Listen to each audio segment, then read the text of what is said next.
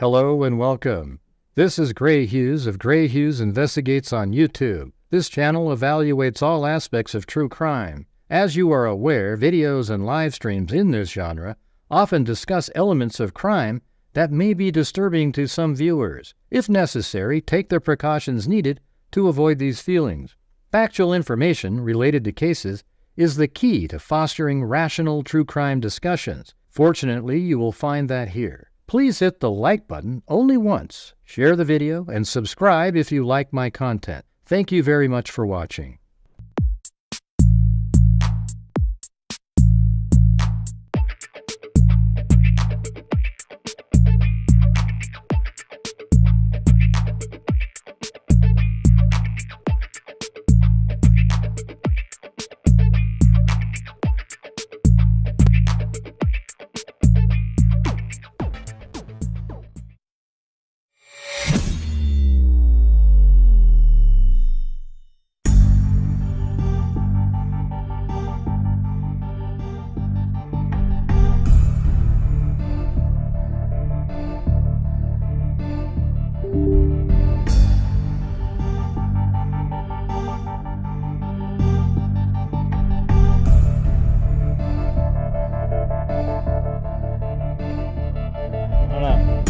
I don't know where it is. Oh, there it is, right there. There you go.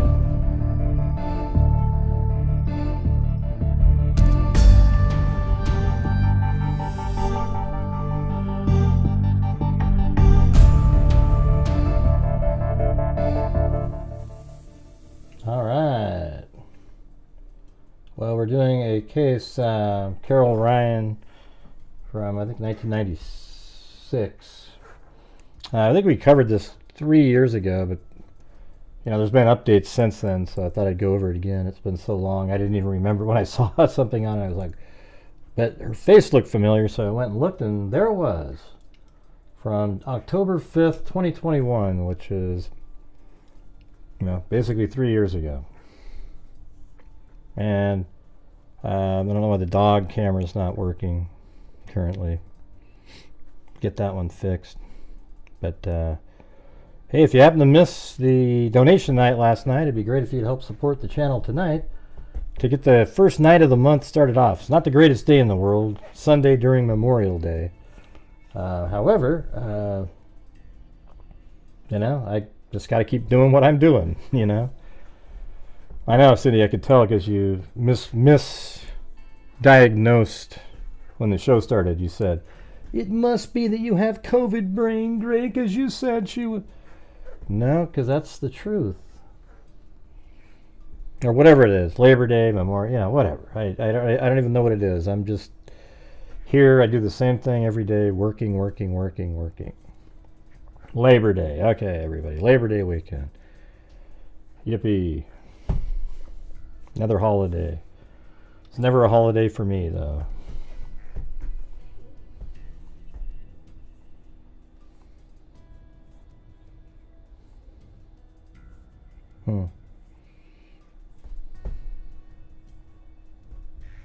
Yeah, we're at 212,000 now, not 206.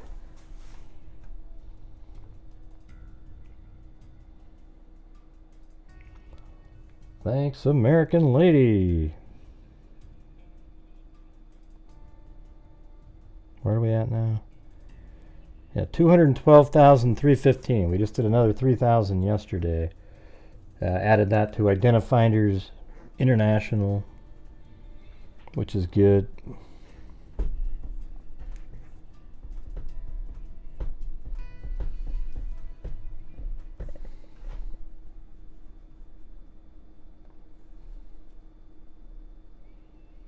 But yesterday it didn't seem like a lot of people were, wasn't a big volume of people helping support the channel on our donation night. So if you're one of the people that missed it, it'd be great to get the month started off good. All right, that's sort of our biggest night. But we did well. It was just 2 or 3 people, maybe 4, are really kind of what made it happen. All right, so we're just going to go back over this thing from a long time ago. But a lot of the newer people, you wouldn't have heard of this.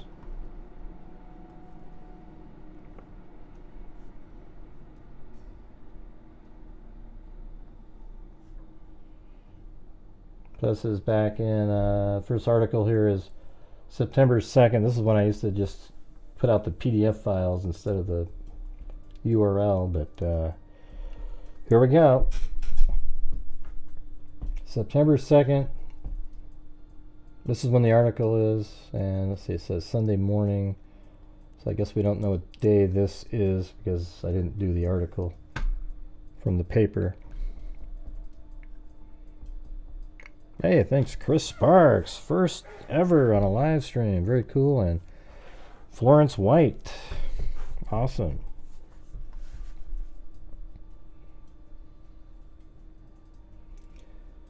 A day-long investigation and fingerprint search identified her as Grant Village resident.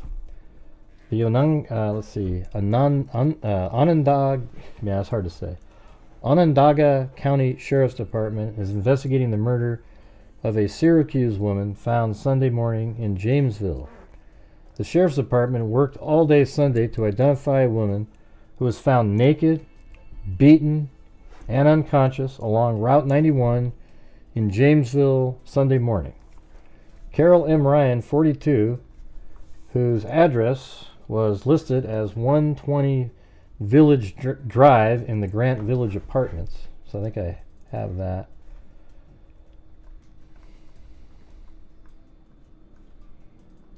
Let's see. I guess we can type it in 120 Village Drive. Yeah, so right here in these apartments.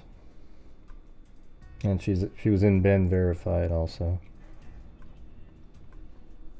I wonder if there's just a street view around, yeah, so we can just look at it. Looks similar, almost like the projects that Beitelman was in. Remember that?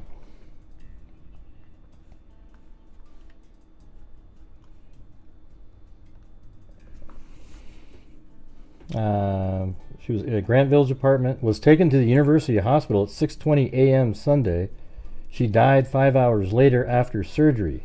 The focal point of Sunday's investigation was to identify Ryan, said Onondaga County Sheriff Kevin Walsh. Now the focus of the investigation will be to find person responsible for Ryan's death, he said. At least a dozen sheriff detectives will be working around the clock on the case, Walsh said. Her body was spotted on the driveway entrance leading to the Onondaga County Resource Recovery Agency compost site by a fisherman on his way to Jamesville Reservoir. He called 911 at 6:20 a.m. So let's see if I got that spot right. Let's see. Onondaga County Resource Recovery Agency. And then like compost.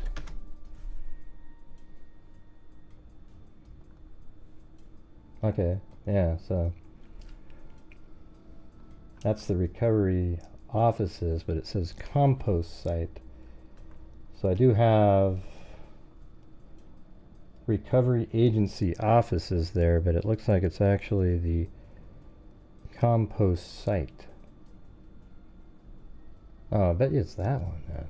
Oh. So way over here? Because this says the same name, the Onondaga County Resource Recovery Agency's Amboy compost site.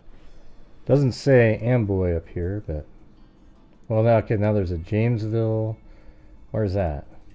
Does that make more sense?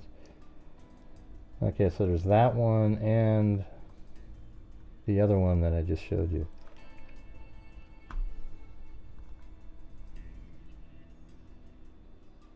And let's just say perhaps here.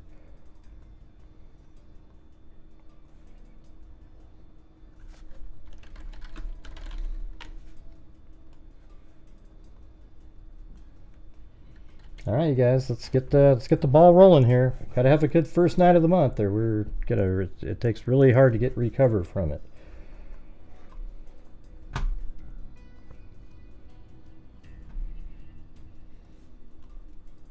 I couldn't make videos or anything today to augment anything. All right, the focal point of Sunday's investigation was to identify Ryan, said Onondaga. At least a dozen sheriff detectives will be working around the clock. Her body was spotted on the driveway entrance leading to the Onondaga County Resource Recovery Agency compost site by a fisherman on his way to Jamesville Reservoir. Oh, so there was a Jamesville one. Okay, I'm gonna choose this one then. Right there. And is this the Jamesville Reservoir? Hey, thanks, Ivan Victor. That's right, it's a new month, you guys. Let's go.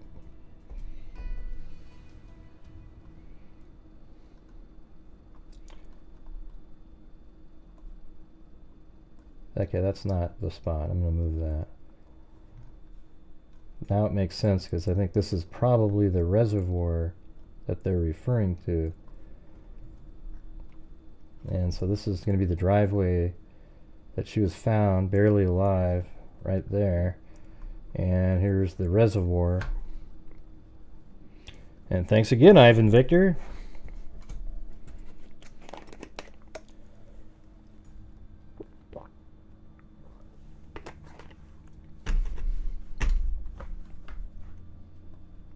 That's interesting. So she lives there. Okay, so that's different than what I used to have, see? A little bit more precise. And that person who found him called 911 at 6:20. Ryan's head was severely beaten, and she had cuts and pelvic injuries. Walsh said deputies do not know what caused the injuries. The medical examiner's office is performing an autopsy to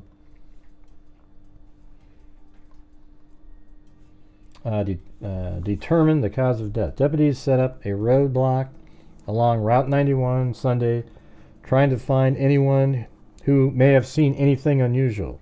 There are no bones near the compost station. County highway employees were working at the highway garage just a few hundred yards down from the driveway entrance on the east side of Route 91, said Robert Burns, Sheriff Department spokesman. Ryan did not appear to have been there long before she was found, maybe an hour, Burns said. So she was only there about an hour before she was found. No clothes were found near her, he said. She was wearing 2 rings on her right pinky finger. She wore a 10-karat gold band with 2 small square green stones and 1 small diamond. The other ring was white opal with white gold band. The Sheriff's Department released a description of Ryan, but she was ultimately identified through her fingerprints. The prints were matched through the statewide automated fingerprint identification system in Albany, which compared Ryan's fingerprints to all fingerprints on file across the state in all categories. Fingerprints are recorded for the holders of gun permits and certain other licenses in addition to those who have criminal records, Burns said. Anybody has information on Ryan or seen anything usual in the area, call 911, etc.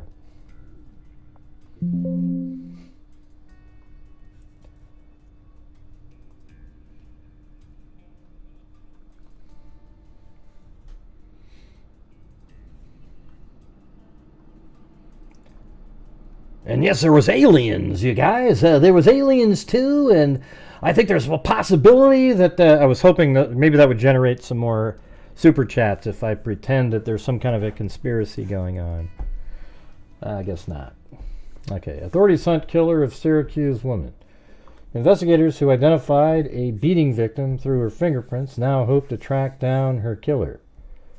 Carol M. Ryan, 42, of Syracuse, was found naked and beaten about 6:20 a.m. Sunday along rural Route 91 in Jamesville. Let's see if that makes sense. That rural Route 91. Yep, look at that, 91. It's interesting. Didn't have the right place from 3 years ago.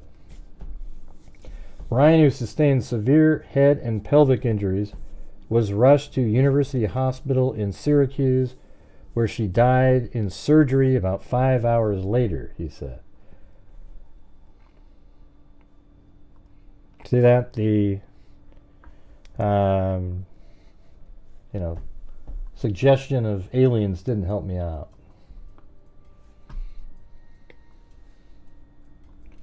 Slain city woman seen in Eastwood on day she died. So this article is from the 4th, a day after that. And let's see, September 4th. Doesn't say what day of the week that is. A businessman saw Carol Ryan in the Syracuse neighborhood of Eastwood just after midnight Sunday, the day she was brutally beaten to death. So she was Syracuse neighborhood of Eastwood just after midnight. Where's Eastwood?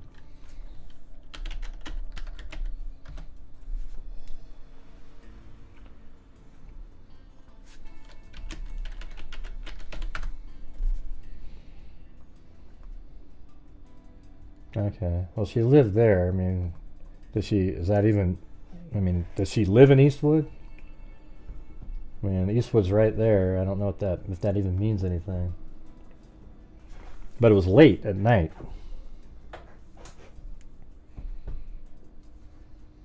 She was naked at 6:20 a.m. She was wearing dark, casual clothes when she was last seen, said Sergeant Robert Burns, Sheriff Department spokesman. She was naked at 6:20 a.m. Sunday when a fisherman found her off Route 91 in Jamesville. Ryan died after 5 hours of surgery. On Tuesday, detectives urged anyone who's found women's clothing since Sunday to call them. By Tuesday, detectives had interviewed more than 100 people about her death, but still have no suspects. Several people have called offering information since Ryan died.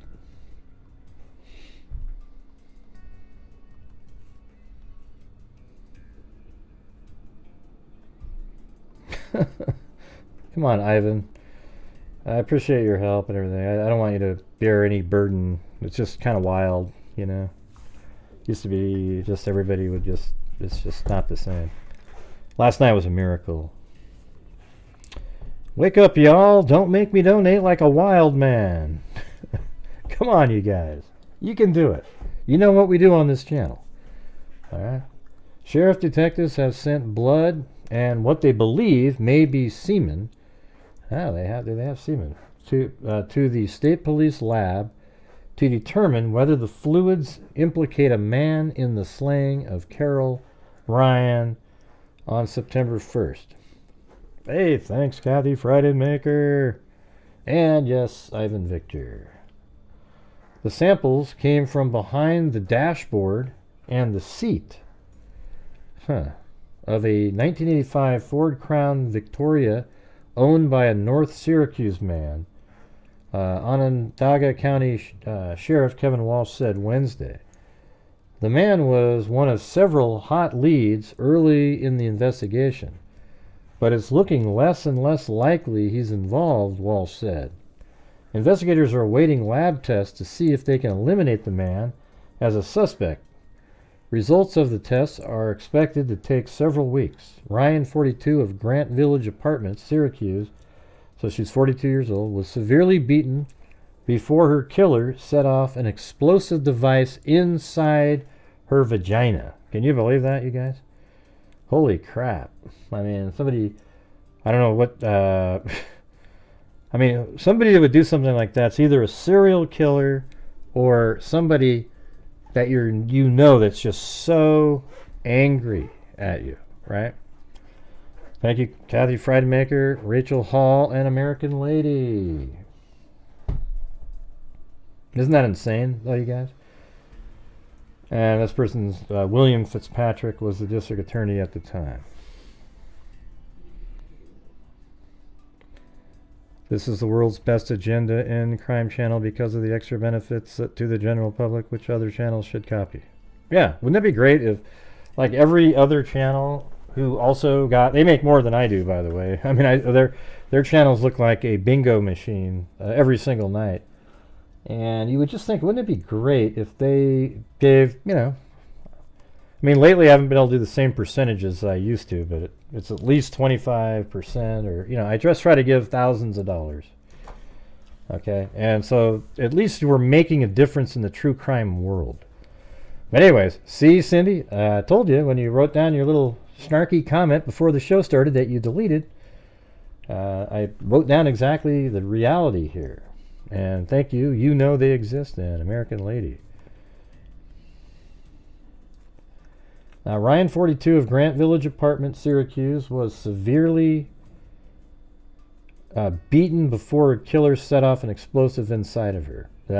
She spent the night, she was alive, before her death in Eastwood. She was discovered the next morning naked and barely alive on the side of the road 91 outside the Onondaga County Resource Recovery Agency compost site. So that means, let's take a look at what that looks like. So it's right here. Here's the compost site. And so she's probably just dumped on the side of the road in this area. Just somewhere right around in here. That's the driveway that leads up to the compost site.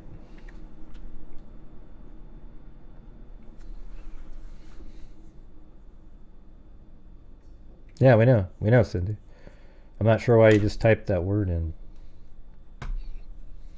It's weird.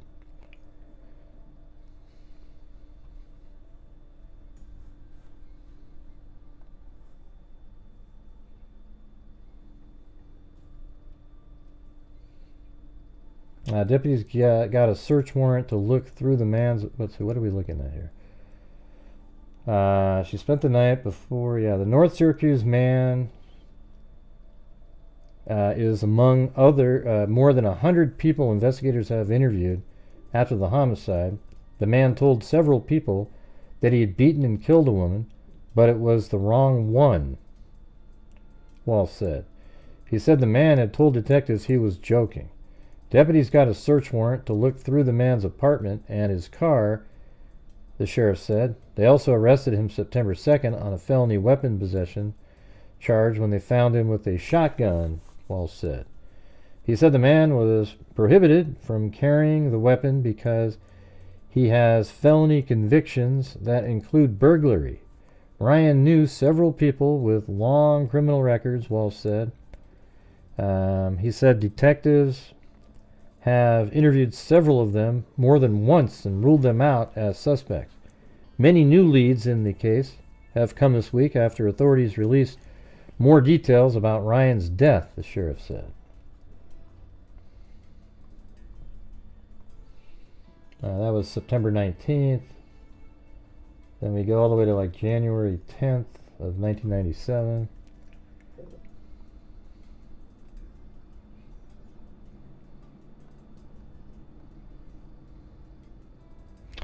Now the avocado is 30, I think 30 or more, I don't know. But $49.99 always gets the avocado.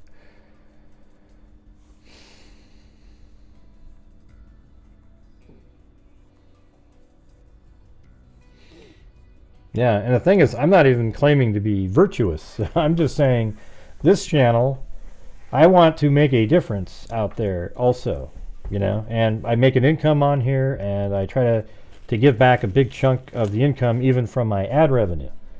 All right, like this last month, it was the lowest super chat month we've had in 5 years, really. And so most of the entire amount was made off of ad revenue.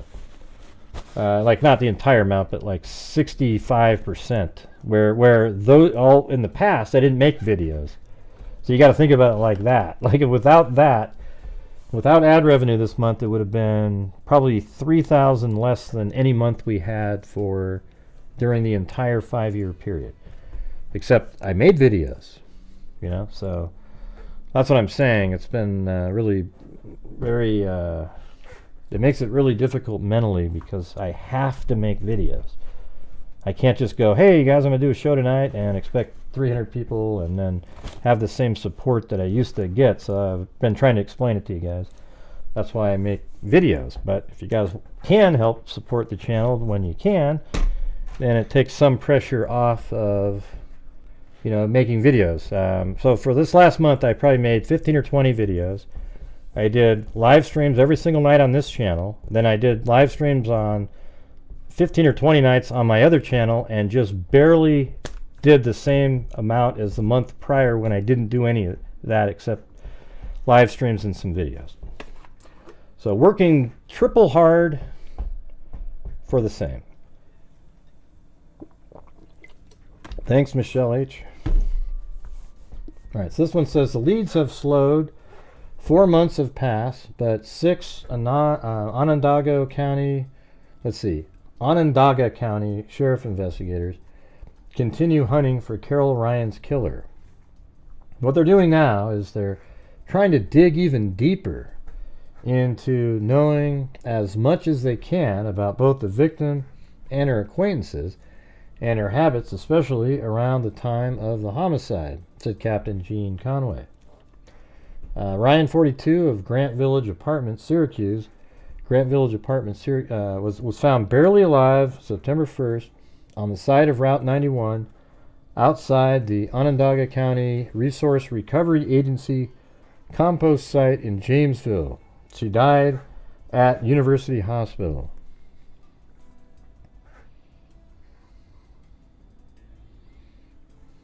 I'm not sure what that means. Yeah, you know they exist. Got a membership from Michelle H. Thank you, Revengeance. Ryan's killer severely beat her before setting off an explosive inside of her vaginal area, authorities said.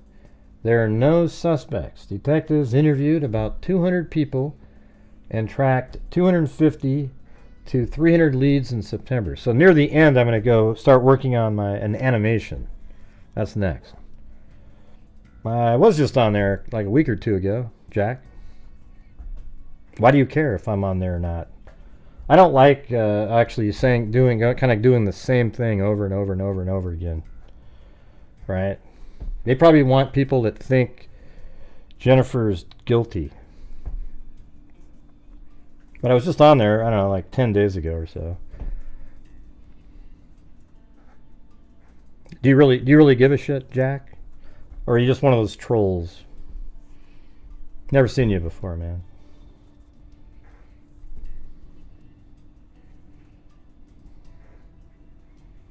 I was just on there like 10 days ago regarding Madeline Soto. I just don't really have anything else to say for that.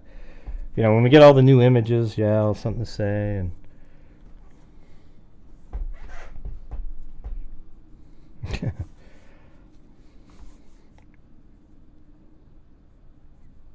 yeah, I don't know what happened. I don't know where they all went. Like, I know Mag shows up sometimes. She's been really busy. There's a lot of people that have been just busier. And there's probably people that, you know, they're after Trump was shot and me supporting Trump or whatever pissed people off. And you know what? I just got to screw you, okay? You know, that's just my belief. If I can't tell you who like out loud say, hey, like if I said I supported Biden or Kamala Harris, it'd be okay. It'd be PC or something, right? But if I say I support Trump, then all of a sudden you're like a monster to people. And if you don't understand that people just don't think the way you do, then you need to go get your brain fixed, all right? There's something wrong with you and nobody else, all right? I don't care if you think you want to vote for somebody else, but the fact that I can't bring up something politically because it's bugging me about something, and then I get punished for it is just sick. That's what's wrong with our world currently. All right? So go F yourselves if you're one of those people. I just don't care. I've tried to reason with rational people, but they don't. So screw you. Hey, thanks, Ivan Victor. Just love the daily streams. I do miss the old chat crew. I don't know what happened last year, but I'm here till the end. Well, I'm not going anywhere. There's no end. I'm sort of in the mold where I have to make more videos. You know, I used to have a lot of people that were, you know, it might have been the pandemic. Like, that's what Cindy said one day, you know, that. I mean, don't you guys think it's disgusting when people cancel somebody because they don't believe this in the same political party that they believe in? I think it's sick. You know, and I've donated $212,000 since January of 2020, and not once did I get a hold of the people I'm donating to and say, hey, by the way, who are you guys voting for? I'm not giving you a nickel again. I don't care, okay? I just don't give a damn. I just want to be able to say what I want to say as long as it's rational and not be punished for it. Good God, people. And thanks, Ivan Victor, again. And yes, you guys, this channel relies on the generosity of the people watching on a nightly basis. We bring in super chats. Last night, at the end of the month, I was able to give $3,000 away. I also spent around $1,500 last month on buying, some of them, they're not here yet though, but paying for a bunch of photographs and images and videos in the Madeline Soto case. So I wasn't able to donate quite as much, but it would have been more like 4, but we still got 3 in there. Yeah, we have $212,000 since January of 2020. Anybody else out there can beat that? I bet you there's channels that make $5 million a year and don't donate that much money in the same time frame. All right. So screw. I just want to. Sometimes I just get so angry at this way everything works in the world. All right. So, anyways, we're talking about Carol Ryan, who just seemed like a normal person who was found nude, and she was blown up from inside of her private part with some kind of like an explosive. And she lived for 5 hours. So Ryan's killer, though, severely beat her before setting off an explosive inside of her. Authorities said there's no suspect. Detectives interviewed about 200 people and tracked 250 to 300 leads in September. As far as people that we're still looking at, I would say there's probably half a dozen people, he said. Conway hopes a profile the FBI is putting together of Ryan's killer will help. Detectives also looked into the possibility that John B. Andrews, Jr., the man accused in the slayings of 2 Dryden High School cheerleaders, was involved. Let's see. We've gone down there several times right from the early on. At this point, we do not have any information that Andrews was up in this area during the period of time that Carol Ryan was killed. Ryan was last seen on James Street in Eastwood. A ruby ring and clothes she was wearing, a black leather jacket, black jeans, and a silver-colored white top have not been found. So all of her clothing are still missing, I guess. Conway urges anyone with information to call the police. All right, now we're going to October 31st, 1998, which is like 2 years later.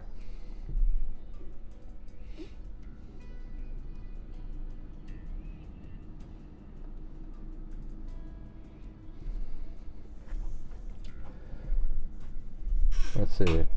It's like clockwork. About once a month, Kathy Lane of Syracuse wonders, should I call or shouldn't I?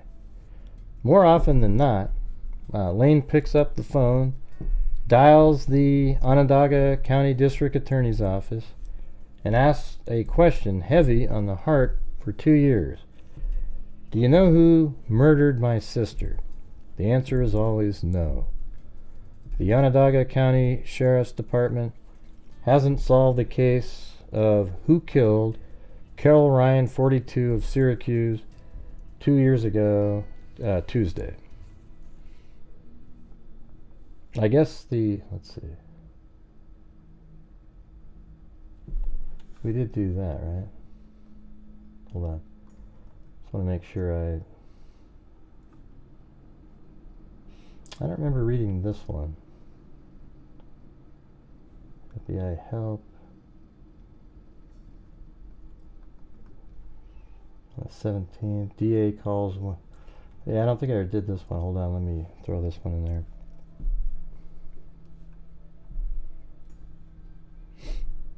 This is actually back during 1996. So I'm going back a little bit. The injuries that killed Carol Ryan September 1st were so grisly that emergency workers who treated her at University Hospital received counseling, said District Attorney William Fitzpatrick. I've been to a lot of homicides, and this is certainly one of the worst I've ever seen. This was a horrible, horrible way to die. Ryan, 42, of the Grant Village Apartments, was killed by an explosive device inserted into her vagina and detonated. Authorities have no suspects. Ryan was found moaning along the side of Route 91 at the entrance to the Onondaga County Resource Recovery Agency compost site. She died at University Hospital after 5 hours of surgery. Fitzpatrick said the Onondaga County Medical Examiner's Office reports the injuries from the explosive device caused Ryan's death. There was also evidence she had been beaten before the explosive device was detonated. According to authorities, Ryan's head had been pummeled and her pelvis crushed. She was naked when found. Ryan last was seen shortly after midnight, September 1st in Eastwood. According to Fitzpatrick, Ryan apparently was beaten elsewhere before her body was dumped in the Jamesville and mutilated. Authorities have not located that site or her clothing. The Sheriff's Department is looking into exactly what kind of device was used. Deputies are also trying to track down Ryan's killer. Oh, sorry, I don't know if your music got to play, Ivan. I didn't have the thing on. Well, it's on now, but yeah. But yeah, you guys, yesterday was our donation night, so tonight there's a lot of people that weren't here for that. We only had like 175 people. So if you can help get the month started off, great, that would be awesome. Thank you. The Sheriff's Department is looking into exactly what kind of device was used. Deputies are also trying to track down Ryan's killer, Fitzpatrick said. A number of people have been interviewed by investigators, Fitzpatrick said, and some of them may be re-interviewed. Authorities last week turned to the FBI to help in solving the crime. Fitzpatrick said local officials are seeking FBI assistance in investigating the explosive and coming up with a profile of the killer. Medical officials also are dealing with the aftermath of Ryan's case. The extent of her injuries very obviously troubled the people who took care of Ryan at University Hospital, said Dr. John McCabe. He said doctors and nurses talk amongst themselves and with hospital workers whenever they need to work through their feelings on gruesome cases. That happened in the days after Ryan's death. I think I missed some of these. District Attorney calls City Woman slaying one of the worst. That looks almost identical to the last one.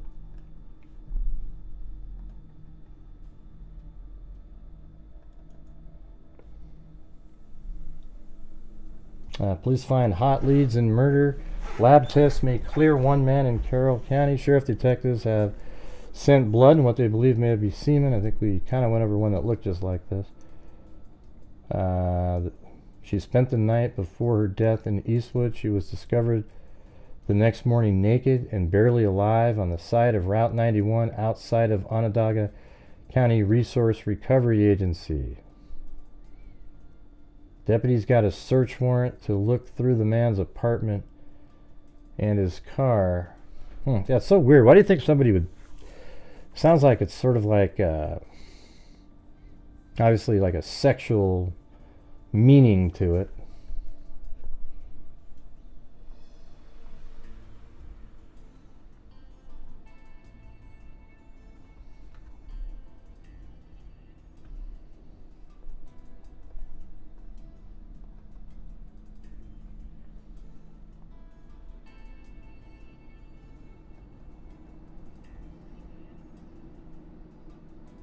Did we just go through this one? No, I don't think so. It doesn't seem like it.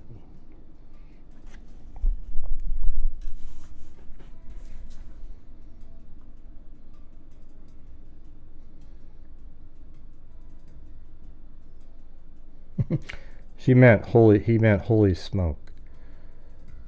Right? I mean, I don't know if he meant whole smokes. I don't know. Yeah, I mean, that's not really that. Okay, let's see. This guy probably was in treatment nearby.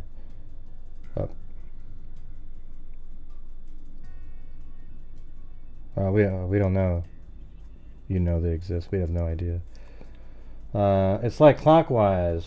About once a month, Kathy Lane of Syracuse wonders, should I call or shouldn't I? More often than not, Jane picks up the phone, dials the Onondaga County. Oh yeah, I mean, do you guys know? And they say no. Seems like we just read some of this. She was lying motionless about 2 car lengths from Route 91 near the Jamesville Reservoir with her eyes swollen shut, her face bruised, and an open wound on her buttocks, which was, and she was alive, but badly wounded. Sheriff Department investigators said her injuries were heinous. Someone inserted an explosive device with the strength of a quarter stick of dynamite, so maybe like an M80 or so, in her vagina and detonated it. She died 5 hours after the fishermen found her. Besides, Lane Ryan is survived by his son Sean Hamilton of Fulton and 5 other siblings. She suffered, Lane said. When I found out what happened, I figured it was somebody she knew and had a grudge against her, or somebody really sick, or both. I just sit here and wonder who could have done it. Sheriff investigators are pondering the same question. Last summer, Onondaga District Attorney William Fitzpatrick told the Syracuse newspapers that investigators had a very, very hot lead in the case. It was one of many that did not pan out, Sheriff Sergeant Jim Ranella said. Ranella refuses to make such statements, he said, for fear of leading family members astray. I don't want to offer up any false hope to the family at this point, he said. Fitzpatrick declined comment, referring questions to the Sheriff's Department. Ranella said the investigation began with about 24 investigators tracking hundreds of tips. During the initial months, 400 to 500 people were interviewed or questioned about Ryan's death. From those interviews, investigators put together this scenario of what happened during the early hours of September 1st, 1996, before Ryan met her attackers. So this is going to be like explain to us what happened. Ryan stayed at the East Room Bar. That's still there.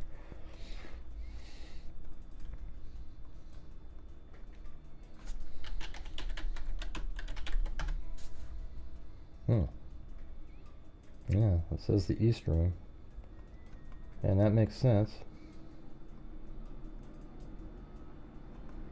She didn't live there, I don't think. She lived in these apartments. East Room Bar is right there. 2 a.m. 2 a.m. East Room Bar.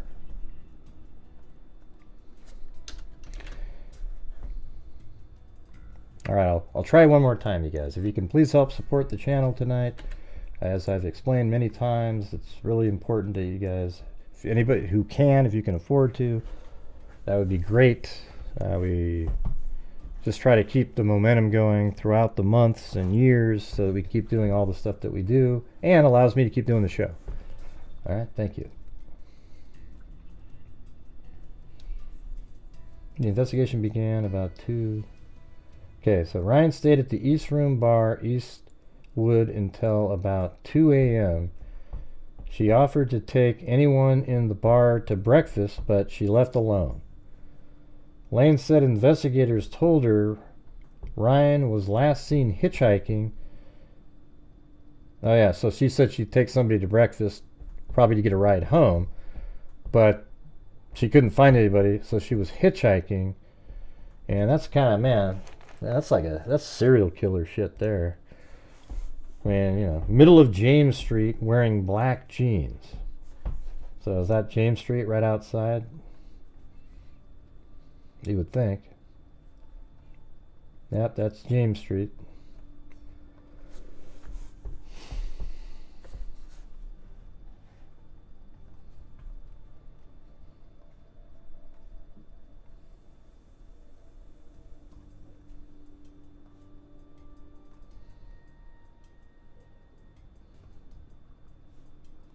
So she was just going to be hitchhiking out here.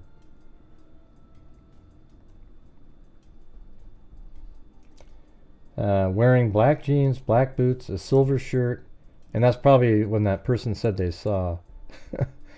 I don't know, Ivan.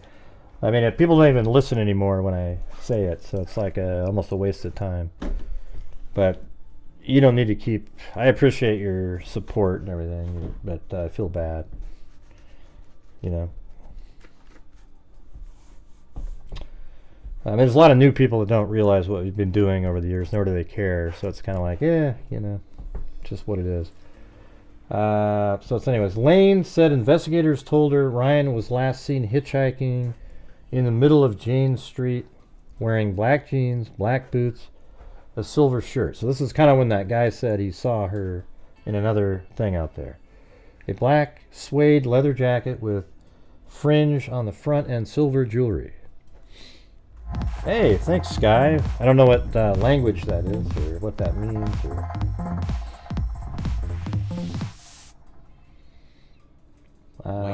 What is that? What is that? I've never seen that symbol before. But anyways, thank you so much.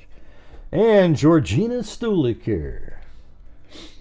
By the way, Georgina Stoliker, she's so nice, you know.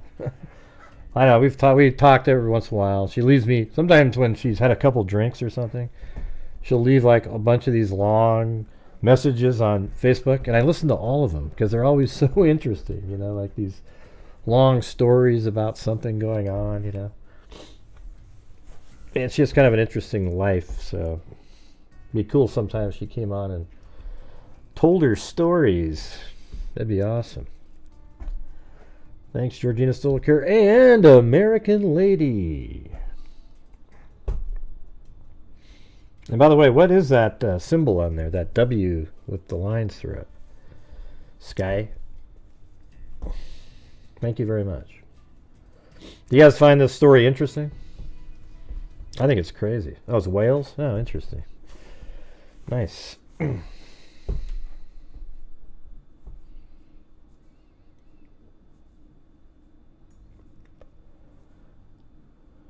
Lane said investigators told her Ryan was last seen hitchhiking in the middle of James Street wearing black jeans, black boots, a silver shirt, a black suede leather jacket with fringe on the front, and silver jewelry. Does it go to the top?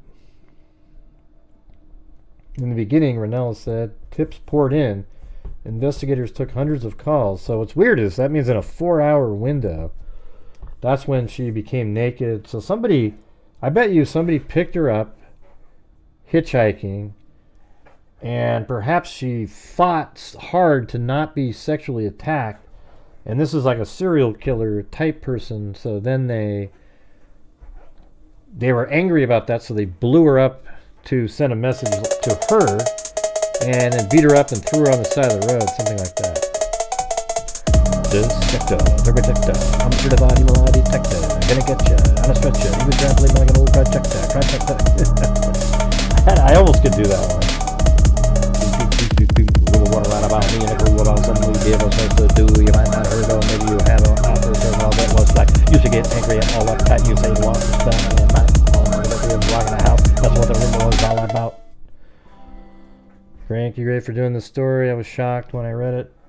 Yeah, we went over this 3 years ago, and there's been some updates. I haven't got to those yet. So we're just kind of going back through it. Right, but I mean, I think serial killers are the types that are out at 2 a.m. Sort of, I don't know if it's a serial killer. But they're the ones that like hitchhikers.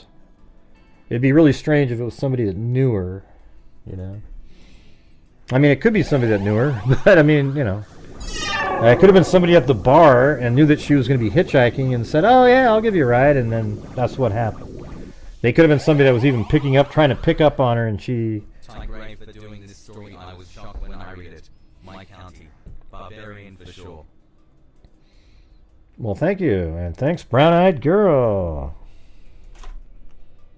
Very cool. You, my brown-eyed girl. Ba-dun-dun-dun. But anyways, thank you. Huh, that's weird. Yeah, I guess he could have said to her, you have lizard eyes, and she got offended, but still was able to take a ride home. Right?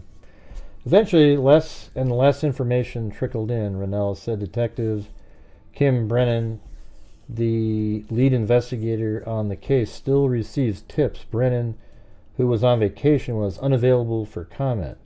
I would speculate and say we get one tip a week or one tip a month, because sometimes there's a tip 1 week and then we'll go on a few months without one, Rennell said. Lane said she has friends to piece. Lane said she has tried to piece, not friends, I'm not sure where I got that word from. Thank you, M. Jordan Jarding. Hey, Gray, off topic. I tried the olives in my beer. Yum. I know, isn't that crazy? Yeah, you put like 5 green olives in a beer. This is from Scoutin' Dude, by the way. He calls it a dirty scout. But yeah, you put it in there, and I don't know, just the whole beer just tastes better, you know? I don't know how to explain it. Yeah.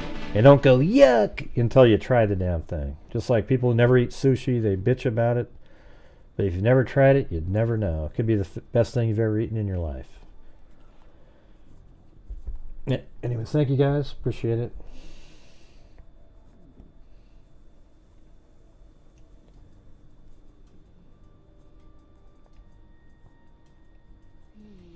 Lane said she's tried to piece the case together herself a while ago, and she can't remember when Lane heard about a guy bragging that he killed a woman. Lane said she dug up information about the guy and turned him in to the sheriff's department. He was a fake. It's sick to say something like that, Lane said. Even sicker was the person who did something like this. How can they live with themselves? Jane is not the only one running into dead ends, Rennell said.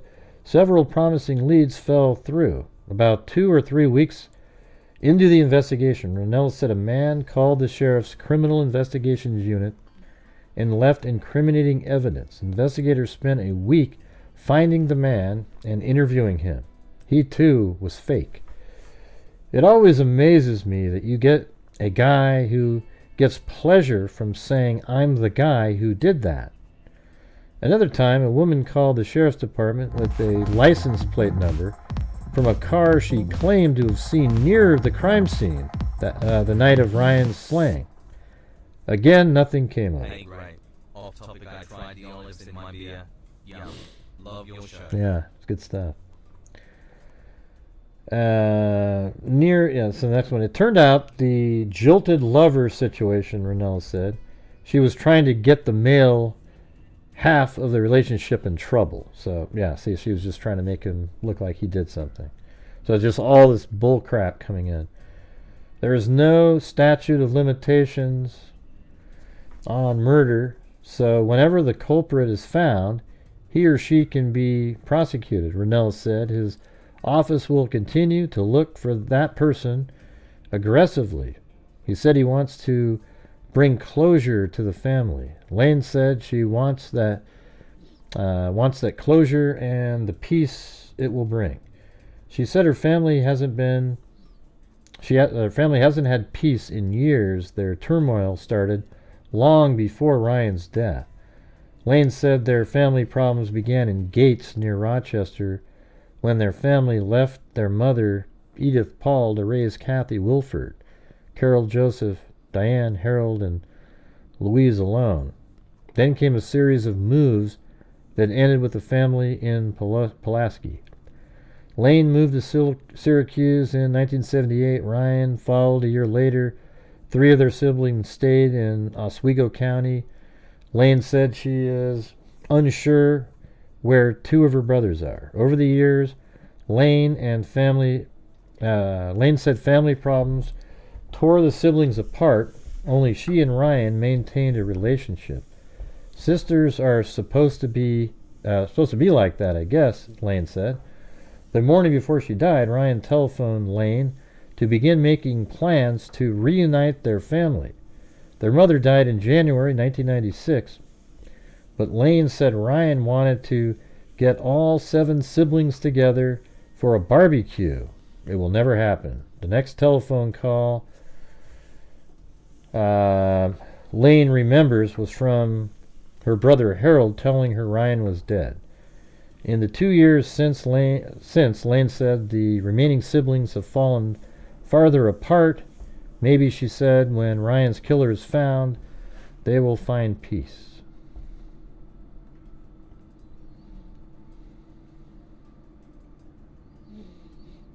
Okay, I put the PayPal in there. Somebody wanted it earlier, but I haven't seen one, so if you sent one and I don't have it, let me know. Alright, let's see. So there's that one, and then it just kind of skips all the way to 2016 in a different, looks like I have to sign in. I think it might still work.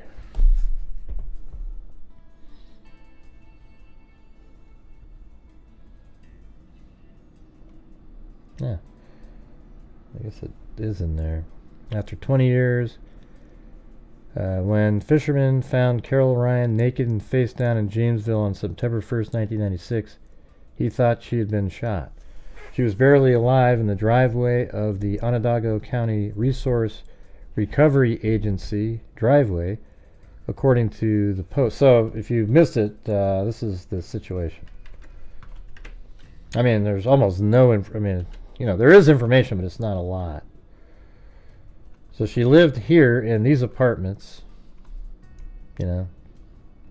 almost looks like the project, sort of brick building.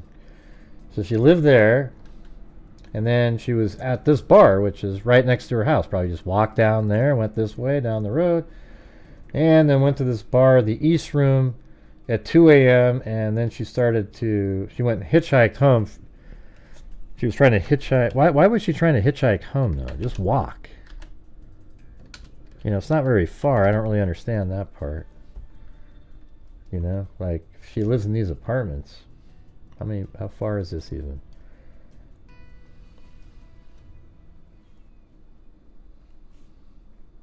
That's 3/4 of a mile.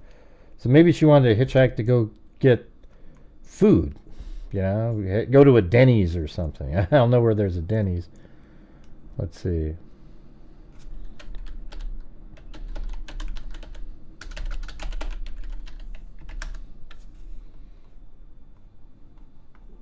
Okay.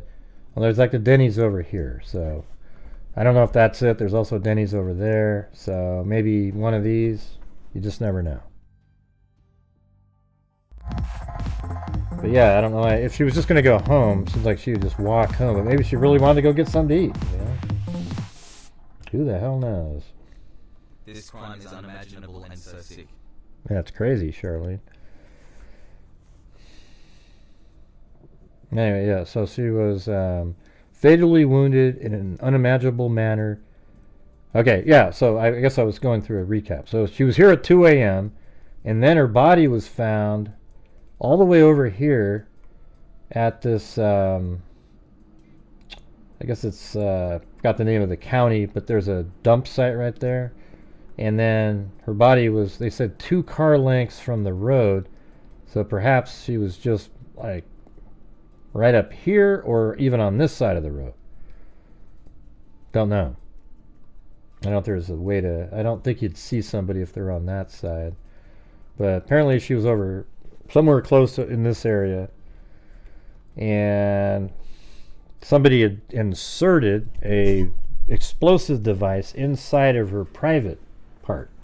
and blew her up. I mean, that, you don't really, this is like 1 in a million. I've never even heard of a case like this before. Oh, I have, Gray. You see there? Okay, go ahead. Hey, thanks, Ivan. Victor, open the phone lines, brother. Again? I'm just doing, I want to go over this case here. Let me get through the case and then we'll... Thanks, Kit Kat. Ryan spent her last night alive in the East Room Bar in Eastwood, according to Post Standard, Syracuse.com's archives. They stayed until the bar closed at 2 a.m. Ryan left the bar, and hours later, she extended an open invitation for breakfast to anyone who was interested. So maybe that's kind of what she wanted to go do. Ryan left the bar alone, and hours later, she was fatally wounded and left to die. And she didn't have a car, so she hitchhiked, and that's probably what led to her demise. And thanks, I'm Victor, Kit Kat, and Michelle H. But after I get through this, I'll open it up. Open the phone lines, brother. 2 decades later, no arrests have been made. After Ryan's death, investigators conducted hundreds of interviews and tracked a host of leads. 2 of her loved ones were her son, Sean Hamilton, and her sister, Kathy Lane. They have joined investigators in seeking justice for Ryan. On weekday mornings, the late Syracuse woman's family will join Onondaga County Sheriff Gene Conway, just for like a meeting. I mean, this is 2016, this article. And we have another 2016.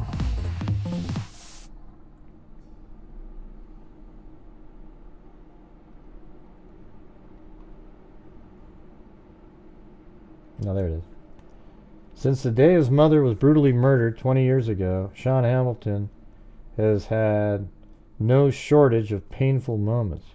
But nothing has been harder, he said, than answering his children when they ask what happened to Carol, the grandmother they never had a chance to meet. Someone inserted an explosive device into Ryan's vagina on September 1st, 1996, and detonated it. They then left her naked and dying. So it's weird because if how did this happen? Too. So you light the device and you put it in her, and how did you get away before it exploded and her not being able to take it out? So it's almost like this person would have had blood spatter all over them, you'd think, right? What does that mean, Marine Co? That doesn't count. Marine Co, 45 months, she sent in a note that says 25 pounds. Doesn't work that way. It doesn't show up in there. Yeah, this is nuts, right? 2 decades later, her murder remains unsolved, and on the eve of the 20th anniversary of Ryan's death, Hamilton... Oh, you're talking about... Hold on, let me check. Are you telling me that you sent something in? Oh. No, I don't see it. There's no PayPal or anything. If that's what you're talking about. Because I think you were the one that mentioned it earlier. But no, there's nothing in there.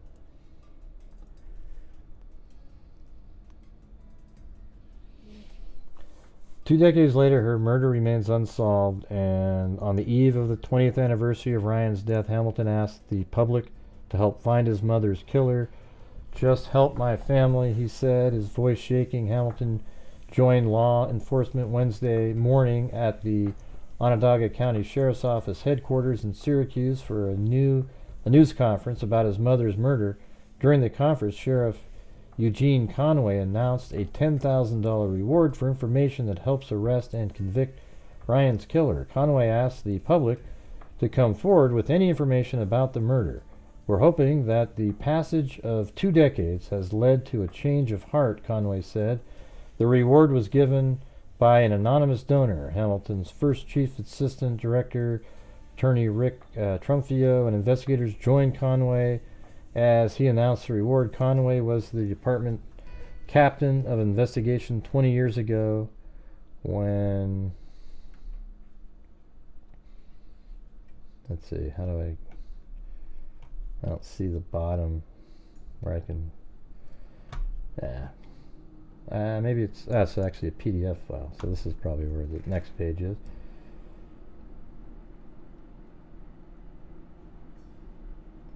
Where deputies were called to the scene of the attack. That's her right there on the right. A fisherman ran for help just before sunrise on September 1st, 1996, after finding Ryan alone and barely alive in the Onondaga County Resource Recovery Agency driveway.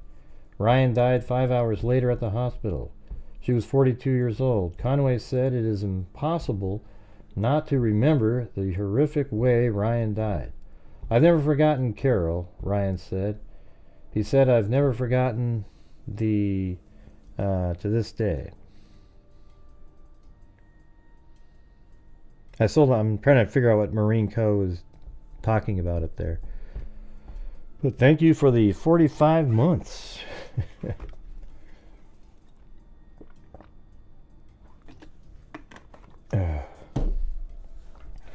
Conway said detectives worked on chasing down a lead as recently as last week. Detective Bill Root, one of the detectives investigating the cold case, would not comment on whether the department has any suspects. In addition to the monetary incentive, Conway said witnesses now have more ways to share information than they did 20 years ago. Hamilton speaks to his children about their grandmother and has photos of her around the home. He said he keeps one photo of Ryan next to his coffee pot. It has been a long, hard 20 years since his mother's murder, Hamilton said, but he hasn't stopped hoping that his family will find answers. All right, then we got some 2021 here. This might have been around the time I discussed it, so this might be the... Hey, thanks, Charlene. Reward offered for answers in Jamesville cold case.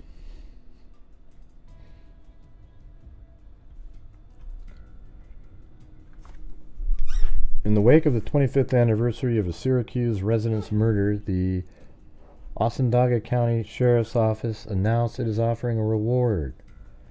On September 1st, 1996, the naked and left-for-dead body of 42-year-old Carol Ryan was discovered bearing multiple trauma wounds near the Jamesville Reservoir in a driveway across from the highway garage.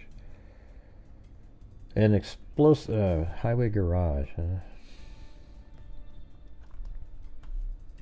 I wonder if it's there. You know, I mean, it's either there or here. Easily could be right there, though, couldn't it?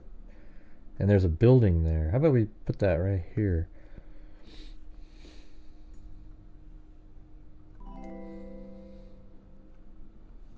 Simply appalling. Yeah, so maybe just like right in that spot. I mean, it's somewhere right in this area. It's this facility, and it's near a driveway, and you know, it doesn't necessarily have to be that one there.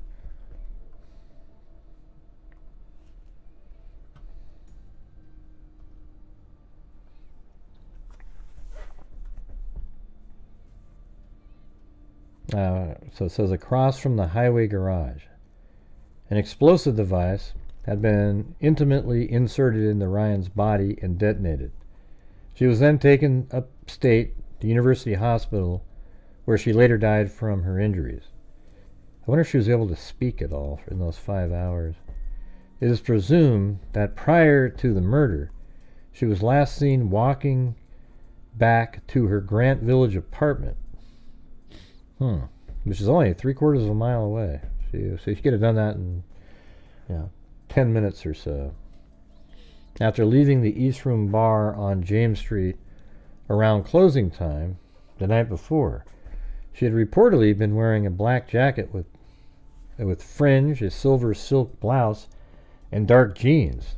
The county sheriff's office is putting forth An anonymously sponsored $10,000 reward for information that would assist in solving the case, the cold case. At this point, it is highly unlikely there would be multiple people providing info that would lead to this, but everything received would have to be evaluated, said Sheriff's Office spokesman Sergeant John Siebert. The pool of money could be split if there were multiple critical tips. Despite the passage of more than 2 decades and the possibility that the culprit may now be deceased, the Sheriff's Office remains very optimistic that the murder can be solved. Well, I mean, hopefully they have DNA, don't you? Wouldn't that be amazing? And now we're getting to the stuff. I haven't seen any of this. This is newer. 2023.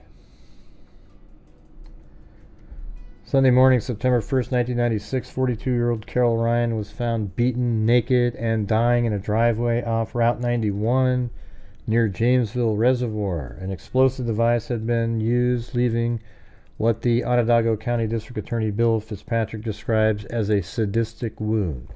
Carol was technically still alive. Although not feeling any pain, she was comatose and unconscious. Okay. It is especially evil, sadistic kind of person that would commit a crime like this, because Carol wasn't the type of person to hurt anybody. Well, even if she was, it's still, what kind of person would do that, right? This was just pure evil. There is a specific, identifiable suspect that we have in the case. Ooh. It is not enough to arrest him. So it could be, okay, but it says, but I'm hopeful that DNA technology may get to that point in the very, very near future where we can examine some of the physical evidence at the scene and either exonerate him or conclusively tie him to the crime. Was the killer someone Carol knew? According to Fitzpatrick, it was somewhere in between. Not a total stranger, but someone investigators believe Carol Ryan encountered, see, the night of her death. So just some guy, just kind of, you know, that's funny, that's weird. That's kind of how I was picturing it. Somebody she met that she kind of just didn't, you know, probably offered her a ride, and he tried to, a killer whose action Fitzpatrick describes as sadistic and animalistic, something he's never seen before. Was it someone who has killed before? Fitzpatrick says no, and the suspect is no longer in New York State.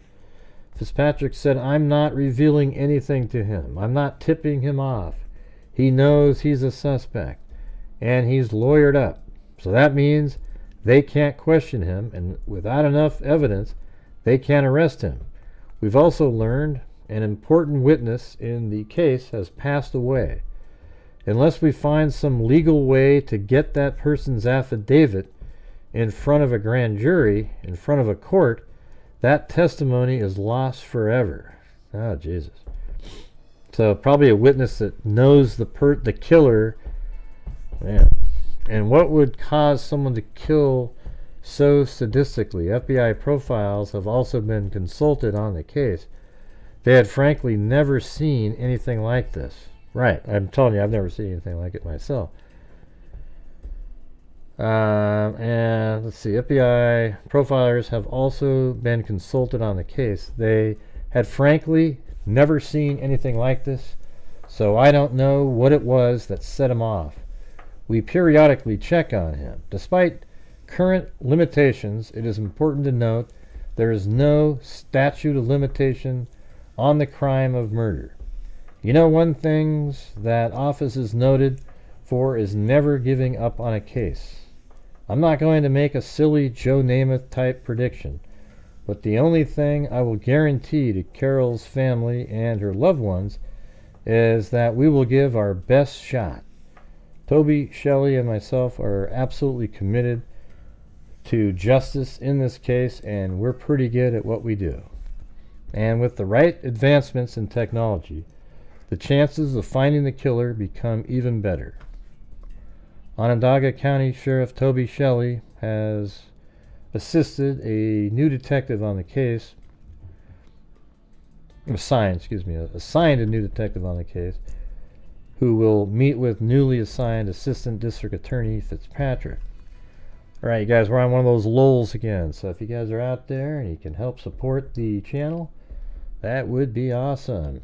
Haven't made it to the goal, even a goal yet, but it'd be nice to beat the goal to get a good first day of the month. I'm working on a video. All right, moving to the next one.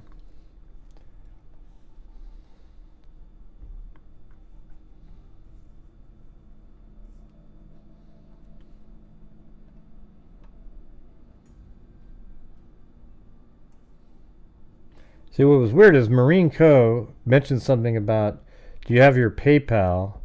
Then she sent me the, I don't know, that thing that says like 25 pound on it, but there isn't anything in here, so I don't know if she accidentally, what happened, but it's gone.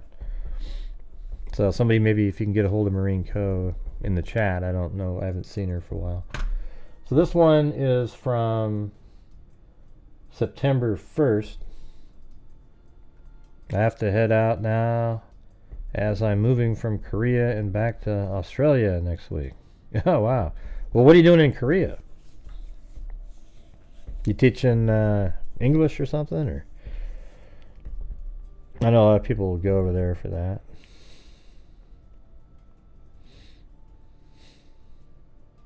Yeah, well, thank you very much. Appreciate it.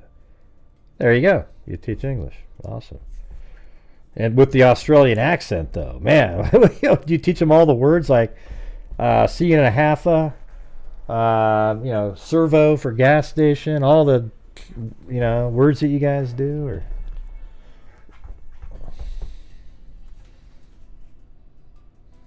that's pretty funny. All right, anyways, Carol Ryan's murder still unsolved after 27 years.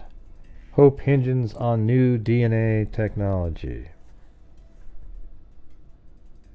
What does that mean, KK? That doesn't mean anything. Oh, Crook. Okay, jeez. Crook for sick. Yeah, I thought you were talking about Thomas Crooks. Let's see. I have to speak in a very broken American accent. Okay. Yeah. One of central New York's most disturbing crimes took place on this day 27 years ago. Cal Ryan, 42, was found naked and severely wounded on September 1st, 1996 by a local fisherman in the driveway of the Onondaga. It's weird how there hardly anything's changed in terms of what we know, right? Agency. See, for me, the reason there isn't a whole bunch of other information is because everything else was just mundane stuff. The only thing that is crazy is there was this random-ish person who picked her up. That's it. The rest of it's just kind of like, where was she during those 4 hours, and only that person would know that. As I'm moving from Korea and back to Oz next week, confetti ball. I'll catch the next lift. Thanks to the warm welcome all, heart. Let's see, September 1st, 1996, by a local fisherman in the driveway of Onondaga County Resource Recovery Agency in Jamesville. The fisherman ran to nearby security office to call 911. Carol was rushed to Upstate University Hospital and underwent emergency surgery, but her injuries were too traumatic. She died 5 hours after she was found. Carol had been wounded in a horrific way. Someone had inserted an explosive device into her vagina and detonated it. Her murder remains unsolved. However, police have investigated several persons of interest in this case. Former and current Onondaga County sheriffs told Syracuse.com. Some have died, but at least one main suspect is still alive. He is living outside of New York State. Ugh, had to sneeze there. A batch of long-stored evidence could still yield results with advancements in forensic technology. Investigators have resubmitted samples of the Onondaga County Center for Forensic Sciences in hopes of finding a DNA match. On what, though? The New York State Fair I thought they had semen even. They mentioned. The New York State Fair brings back bitterness for Carol's only son, Sean Hamilton. One of his last memories with his mother was attending a Jethro Tull show together at the fair's grandstand 5 days before she was attacked. He still has the concert ticket stub. I still remember that day like it was yesterday, Hamilton said. She just looked at me that day with pride in her eyes. Carol loved rock music and loved to dance. Bob Seger, Black Sabbath, Leonard Skinner were some of her favorite performers. She liked to have a good time, Hamilton said. Most of the time at the bar. You wouldn't find her at the bar, you'd find her on the dance floor, even if she was the only one dancing. There wasn't a shy bone in her body. She'd dance her soul out. The last time Sean Hamilton spent time with her mother, Carol Ryan, was at the Jethro Tull concert. There's the ticket. Hamilton was 25 when Carol died. He speaks to his children about her grandmother and keeps photos of her around his home. He keeps one photo of Carol next to his coffee pot, ensuring the first thing he does every day is say good morning to his mother. This is something that no family should ever have to go through, Hamilton said. Carol's case is one of the handful of unsolved homicides in the Onondaga County Sheriff's Office. Sheriff Kevin Walsh led the department when it happened in 1996. The case remained cold throughout his tenure of 3 different sheriffs: Onondaga County, Kevin Walsh, Eugene Conway, and Toby Shelley. They all still believe this case can be solved. In 1996, Kevin Walsh was 2 years into his career as Onondaga County Sheriff when Carol Ryan's murder shook the central New York community. One of the first things Walsh remembers about the case was that Carol was still alive when she was found. It was a very heart-wrenching case from the start, Walsh told Syracuse.com. I'm still praying that sooner or later we'll have a solution. Walsh said the only regret he has about Carol's case was that his department didn't have the technology in 1996 that they have today. Well, I mean, you haven't solved it today, so what does that even mean?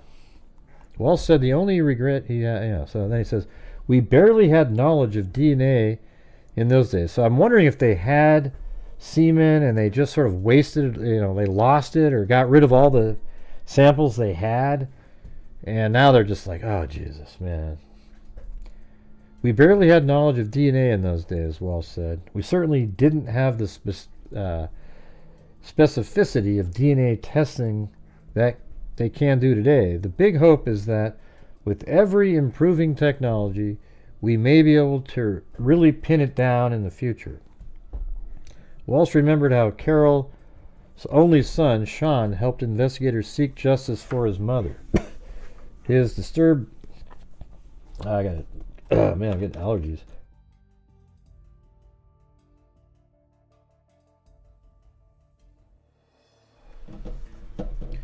Hey, look at that. M. Jordan Jarding. Body membership.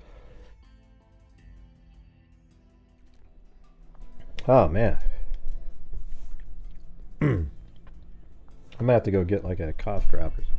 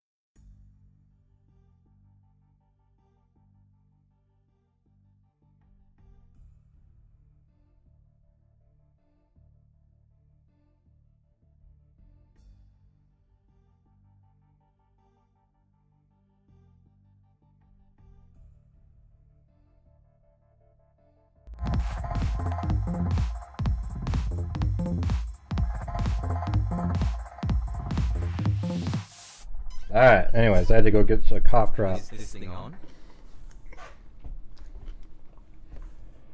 Whew.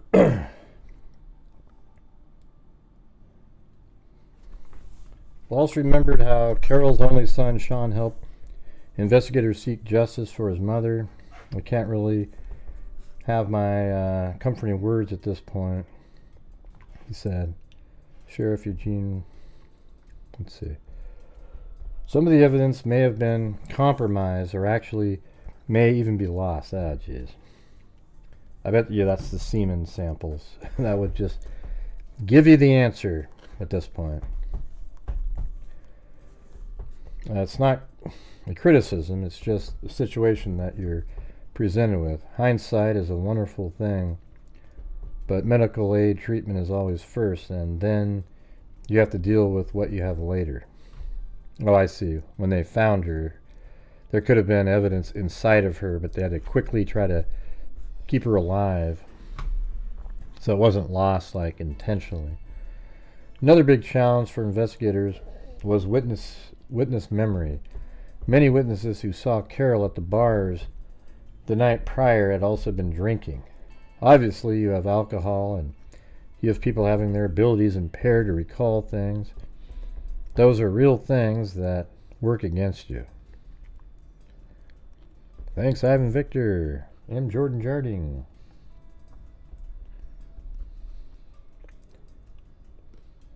She stayed until it closed at 2 a.m.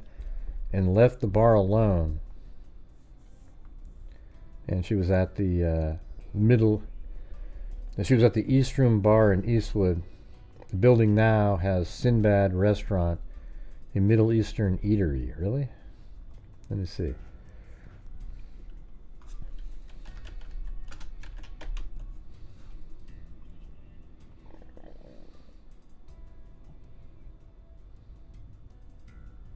Okay, it's the same one, same building. Already had a pin there, so I guess you can find it using the same one.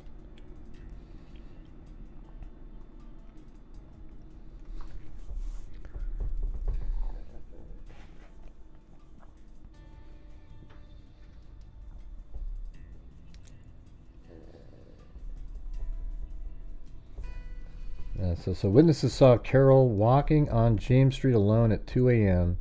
She was wearing a silver shirt, black jeans, black boots, silver jewelry, and a black jacket with fringe. About 4 hours later, she was found fatally wounded near the OCCRA site off Route 91. Her clothes, shoes, and silver necklace were never found. Detectives had to identify Carol using fingerprints. Is this person or people responsible for other cases like this, Conway said? Them getting away with it obviously really eats away at me. Sheriff Toby Shelley remembers Carol Ryan's murder in 1996. He was a young patrol deputy, then posted on in the town's Geddes Camillus Elbridge and part of Van Buren. Let's see, what does he say? A few hot leads early in the investigation were eventually ruled out. There's still hope with it, Shelley said. Part of the challenge is what little bit of DNA can be tested might be one-shot deal for testing. Right, there's so little. Shelley plans to launch a new cold case unit in the sheriff's office this fall to focus on cases like Carol's. So that's, that was just last year. This one has solvability still, Shelley said. If that killer's still alive, it sure would bring satisfaction to bring them to justice. If I knew who did this, I'd go out and put cuffs on them. Alexander Hebert took over the lead detective on Carol's case in 2021. We're doing everything that we can, following every lead that comes in, Hebert told Syracuse.com. It really comes down to the science behind physical evidence left on the scene. Last summer, Hebert resubmitted a pack of evidence and DNA samples from Carol's case to the Onondaga County Sheriff for Forensic Sciences. I definitely think there's a potential suspect that will eventually be brought to justice when this testing hopefully gets done. Ideally, we would be able to find the person before they pass and hold them accountable for their actions. Shelley said the pack included fingernails and other evidence. No matches, fingernails. So they must have had, well, how'd that happen? Oh, her fingernail clippings maybe? Or no matches have been found as of mid-August 2023, but Hebert says the DNA retesting has not been completed. They do a great job over there, but it's just slow-moving process, so it can be frustrating, Hebert said. This is my front seat case, but the lab has no what does it say? No prioritized different thing. Has to. It's really small writing and far away for me. It's hard to see it. No statute of limitations. Murder is a Class A felony in New York with no statute of limitations. If alive, Carol's killer could be convicted and sentenced to life in prison. Anyways, that's about it from that article. But hey, guys, let's try to get to, if you get another 55 in there as a group, I'll donate 5 memberships. All right? Can you do it? Can you get, as a group, 55 more in there? We just kind of just went...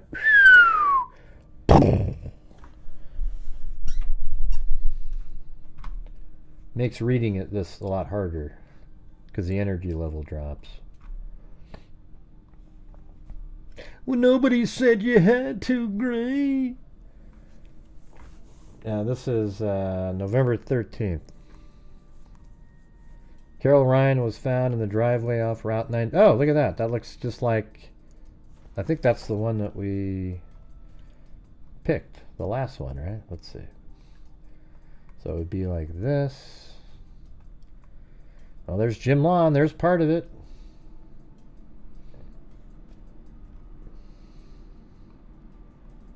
Man, that looks like that could be pretty close. Let's see.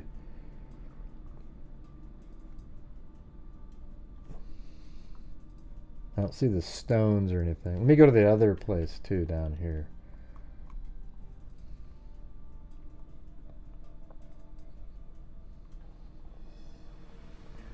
That looks pretty good too, though, doesn't it?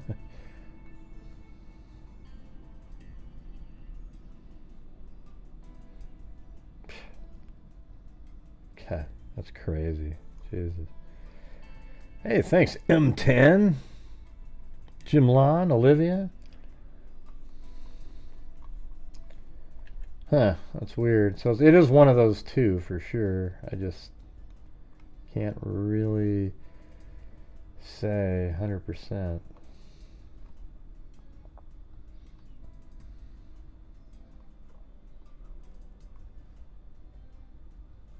I think it's more actually likely the other one, to be honest with you. Look at the after the driveway, there's no curve.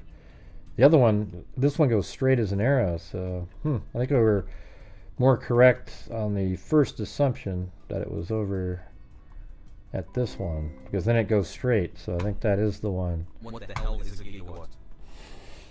1.21 gigawatts. What the hell is a gigawatt? What the hell is a gigawatt? Yeah, so I think that's the spot now.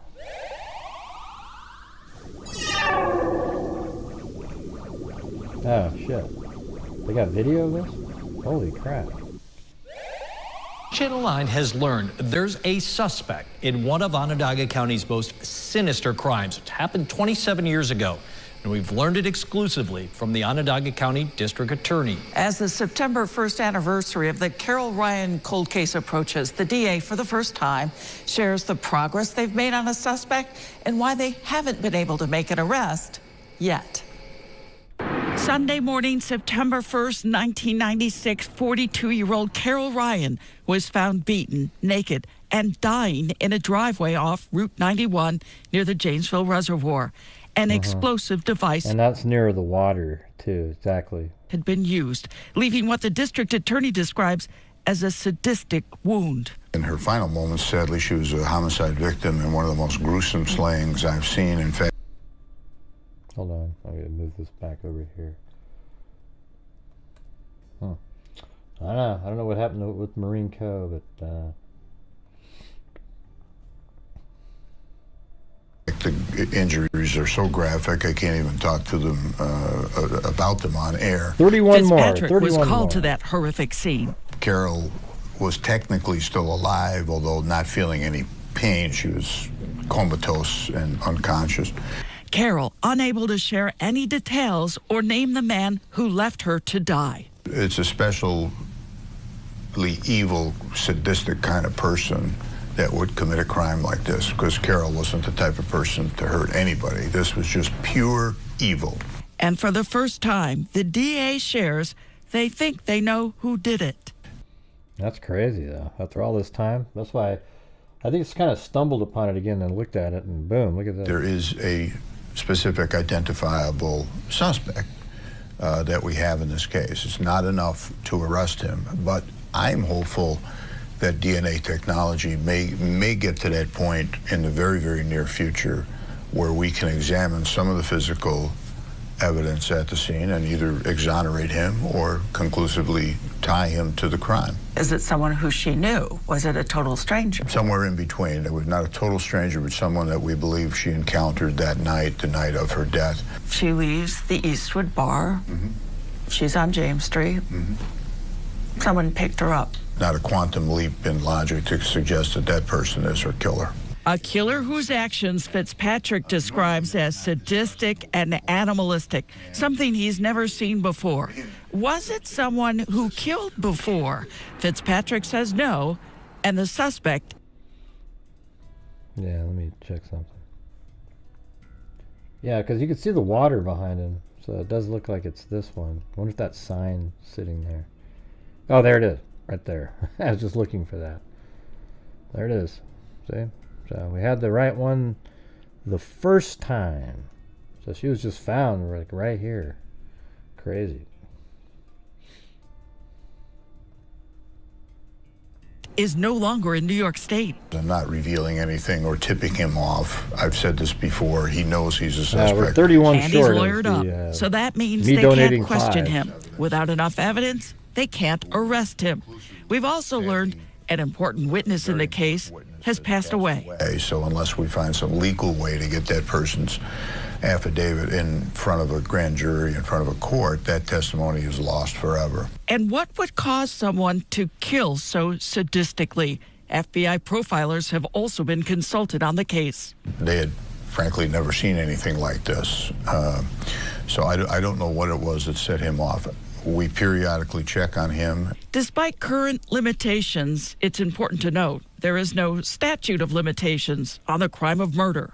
You know from covering me for 30 years that one of the things this office is noted for is never giving up on a case. You know, I'm not going to make a silly Joe Namath type prediction, but the one thing that I will guarantee to Carol's family and her loved ones is that we will give it our best shot. Toby Shelley and myself are absolutely committed to justice in this case, and we're pretty good at what we do. And with the right advancement in technology, even better. Crazy, huh? Sheriff Toby Shelley.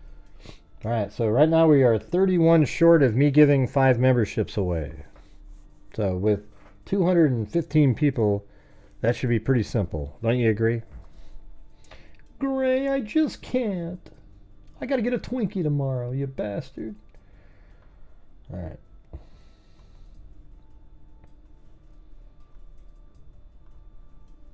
So there is a video, this lady... In 1995, I came to Syracuse as Deputy Chief Medical Examiner, and in 1996, I met Carol Ryan. She was still we alive. were told that, you know, a woman had been found outside, still alive, a lot of blood loss, obvious trauma, and that she'd undergone life-saving surgery, was still alive, but they wanted some advice on what the wound was. what exactly happened here, you know, because there was so much tissue damage. Yeah, so anyways, she's like in this article here. After a fisherman found Carol Ryan's naked and dying, her body dying in a driveway on September 1st, 1996, he called 911 and first responders rushed to the Upstate University Hospital. Dr. Mary Jumbelik, a board-certified forensic pathologist, examined Carol before and after she died in the emergency ward. She went on to serve as Onondaga County Chief Medical Examiner from 1998 until 2009. Doctors and detectives had to work together to figure out what kind of weapon had been used to hurt Carol. There was so much tissue damage that it defied reasonable explanation, Dr. Jambelik told Syracuse.com. Was she shot and then she was hacked? Was it an axe? A sword? What exactly happened here? The truth was worse than anyone imagined. Someone detonated an explosive device inside her and left her for dead in Jamesville, New York. In the third episode of Firecracker, Syracuse.com podcast about Carol Ryan, I might have to go listen to that one, we share disturbing new information from Carol's autopsy report. Carol's injuries were so grisly that the ER workers who tried to save her were given counseling. Kevin Rudd was a former surgical technologist at Upstate. He had that night off, but he remembered what his colleagues told him about working to save Carol. They were all telling me how horrific it was, Rudd said. What Rudd told Syracuse.com. Come on, Ivan, Jesus. What's going on? I don't know why other people aren't supporting, but thank you. I don't want it all relying on... Yeah, it's weird how people don't see it, but oh well. They'd rather just give to excitement. Ooh, ooh, ooh, ooh, ooh. Wow, do you hear that? Ooh, ooh, ooh, ooh. They have so many different teams working together on trying to piece her back together. We also spoke to former Onondaga County Sheriff Eugene Conway, who was the head of Criminal Investigation Division in 1996. He initially oversaw the investigation of Carol's homicide. This may sound selfish, but a crime scene that's pristine is certainly going to be more helpful.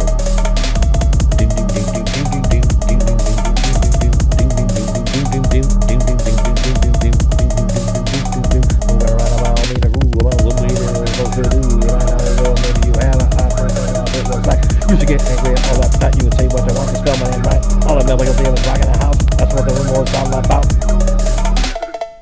Best channel, Beat Freaks, oh yay, and the host is fucking cool too. Come on y'all, dig deep if you can. This channel literally changes lives. Yeah, well.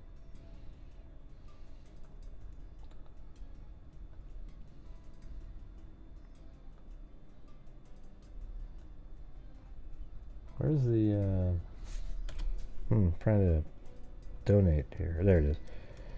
Gifting. All right.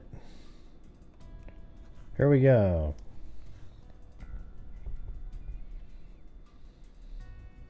And there are 5.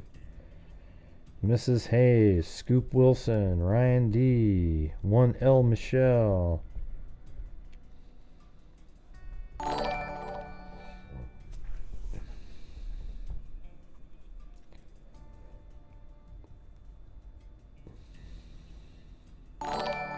The doctors did certainly everything they could, but in those efforts you always risk losing evidence. So the fact that she survived probably hurt their chances because they had to do all kinds of... They probably cleaned her off and, inside, and they were trying to keep her alive, and they lost the evidence. Had she died, they just would have procured all the evidence and forensically gathered a bunch of stuff.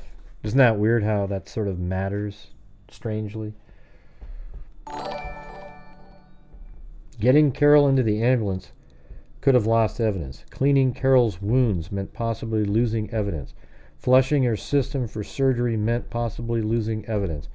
And nearly 30 years later, Carol Ryan's killer still eludes police. Interesting. I'm going to have to go listen to that. I think that'd be pretty interesting, I'm sure.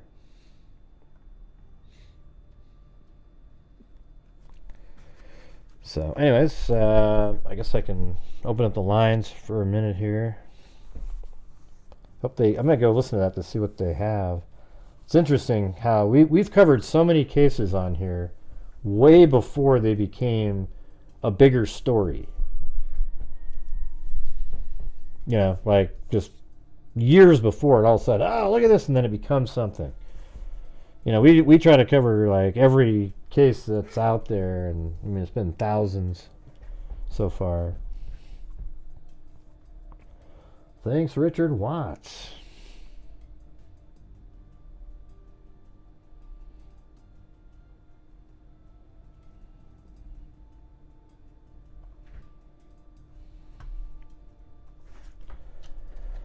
Well, there's the Skype number.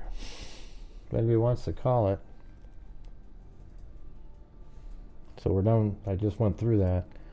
Pretty brutal story. So she probably met somebody at the night, but that person was stalking and looking for somebody. And then when she started walking home, he followed her and then perhaps had a friendly encounter with her inside, so she was willing to get into the car to get a ride. Or he jumped out of the car and put her in the car. I mean, who knows? But she only lived 3/4 of a mile.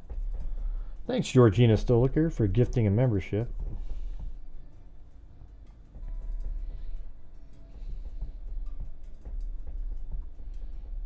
If anybody wants to call, I'll give you another 30 seconds. 30, 29, 28, 25. I quit counting. I was reading comments.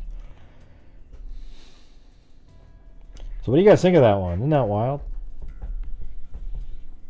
I mean, there's stuff that's just weird. I mean, how do you stick somebody like that, but then don't get stuff all over you, too? Hello? Hello? Mr. Gray, this is Ivan Victor calling from Northwoods of Wisconsin. How are we?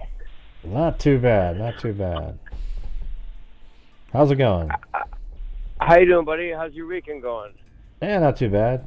Thanks again for the support on here tonight. Another lucky night.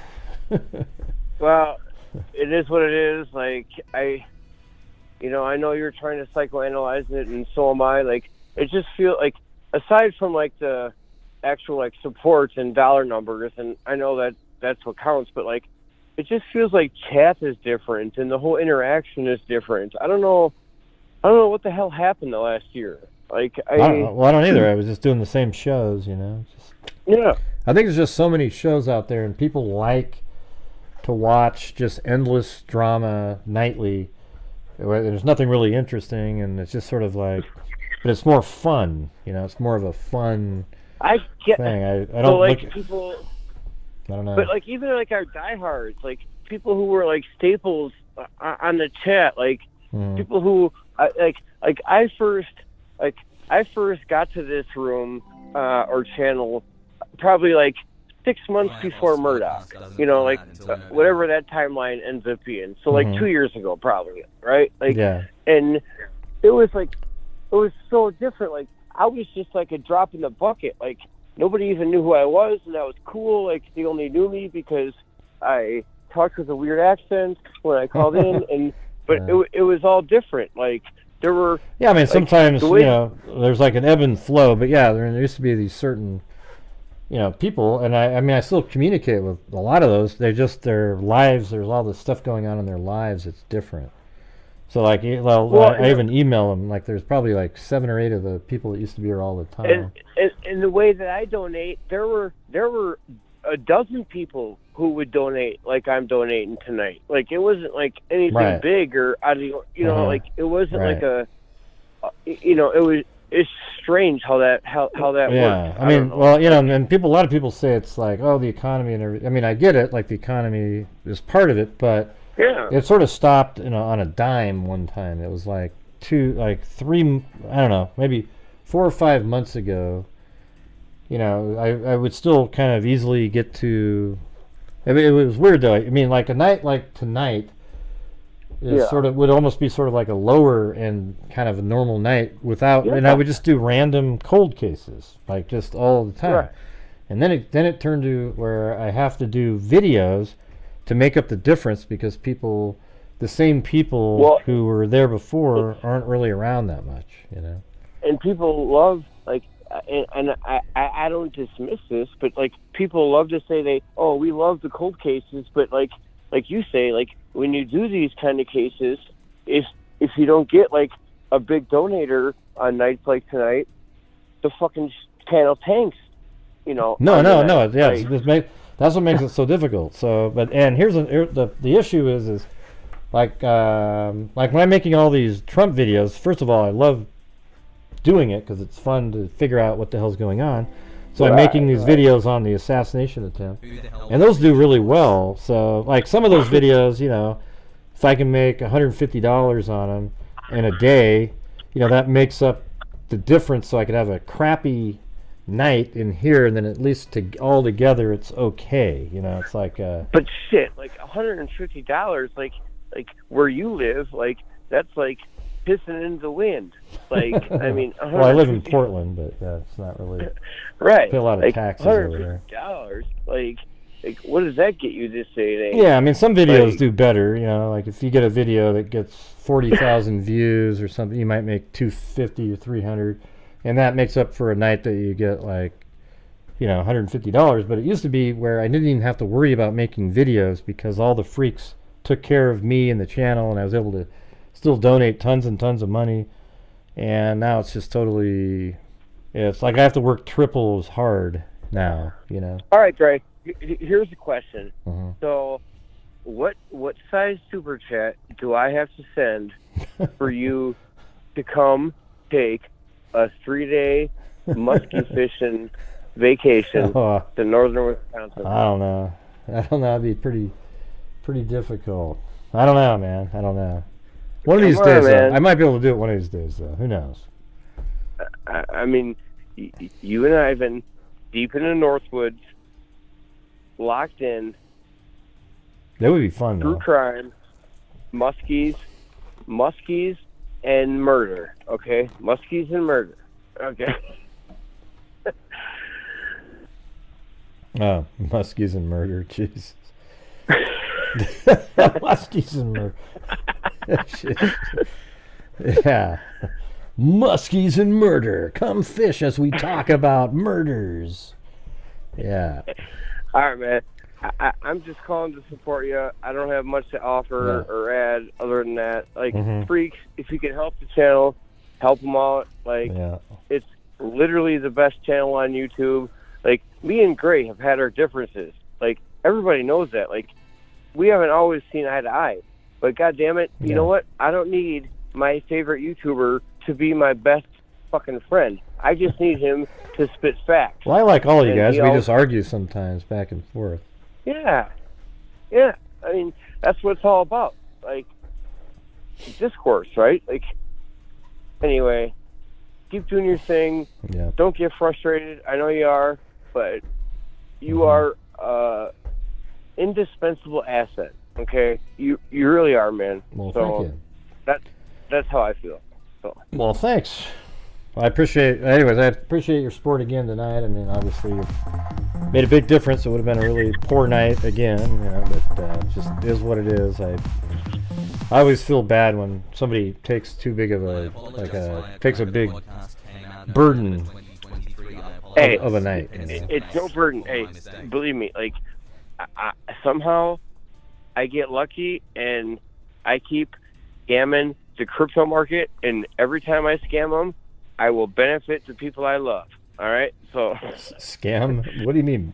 I don't even want to know. I don't even want to know, man. I mean, the crypto market is a total scam. So if I can ever make money off of it, I will give it to the people who deserve it. That's what I mean. I see. So yeah. All right, man. Well, hey, thanks for, maybe one of these days we'll do that Muskie and Murders. Who knows, man? Muskie and murder. Muskie and murder. All right, man. Thank you. Appreciate it. All right, love you. Yeah, bye. See ya. Ivan Victor. Yeah, right. So as Ivan said, if you're out there and you want to help support the channel, if you can, I don't want people where it affects their life in some way. But you can see, like we just had Dr. Colleen Fitzpatrick on, and that's kind of, I think Plato. Remember that idea you had a long time ago? I always feel like on the side you should just write a letter to that same medical examiner, but just sort of act like, I've been, nobody really talked to me about this or anything, but I just want to ask to see. We've always really been interested in that case, and you know how you write stuff, and just send it out to the right person over there and see if we can exhume that body and both the bodies, whatever. There's 3 of them, right? Wasn't there 3? And maybe we just need some like bones, a lot more different parts and bones to be able to see if there's DNA from. Got to give that a shot. Got to give it a shot. Oh, I know they're incredible. I've seen them. I've watched tons and tons of video.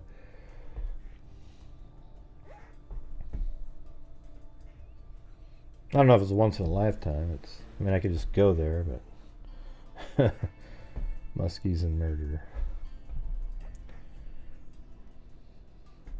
Yeah, there's 2 kids, a male, a female, and a mother.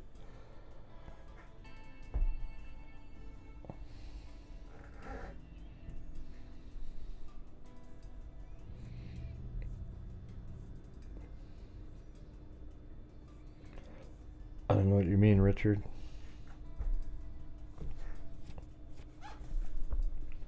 All right, well, that's all I got on that.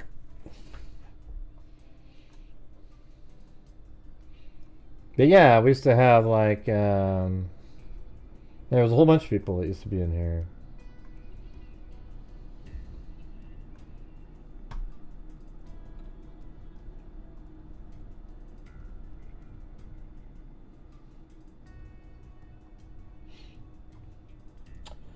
Ding, ding, ding.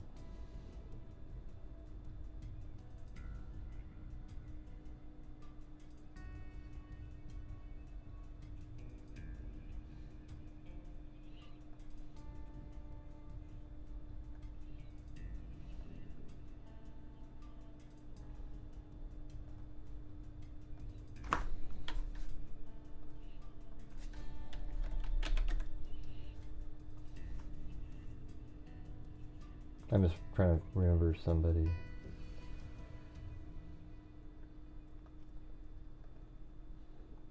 Yeah.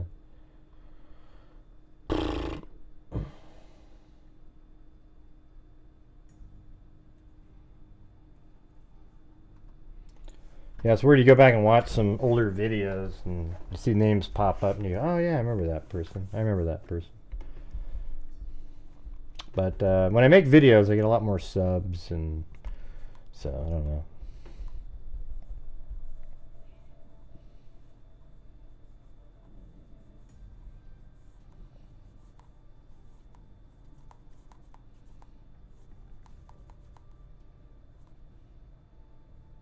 Oh yeah. Here tonight, that didn't make the show last night. Do yourselves a huge favor and watch it. Yeah. Yeah, I thought it was pretty interesting, even though I was a little out of it.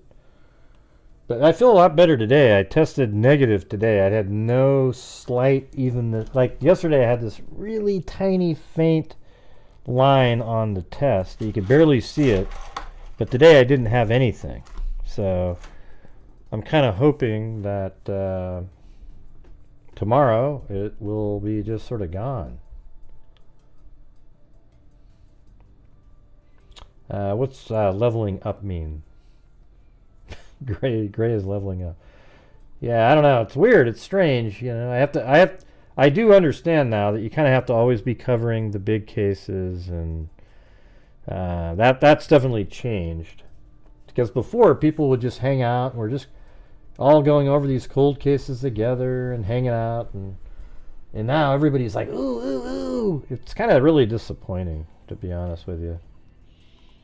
So a lot of people just kind of gone into that world of just the same shit, like Karen Reed over, I just want to cuss almost, like over and over and over and over and over and over and over and over again.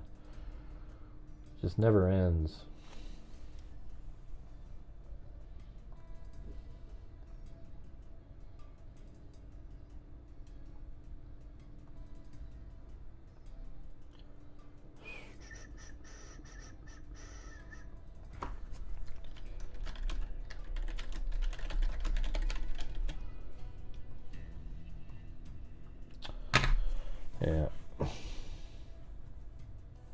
Yeah, it's so ridiculous. There's people that every night they talk about Karen Reed, and there's like 1,500 people watching. Are you guys that like shallow? Like there's other stuff going on. There's hundreds and hundreds. It's just stuff. A whole bunch of stuff going on. God, I mean, just wake up for 5 minutes, would you? Good Lord, people.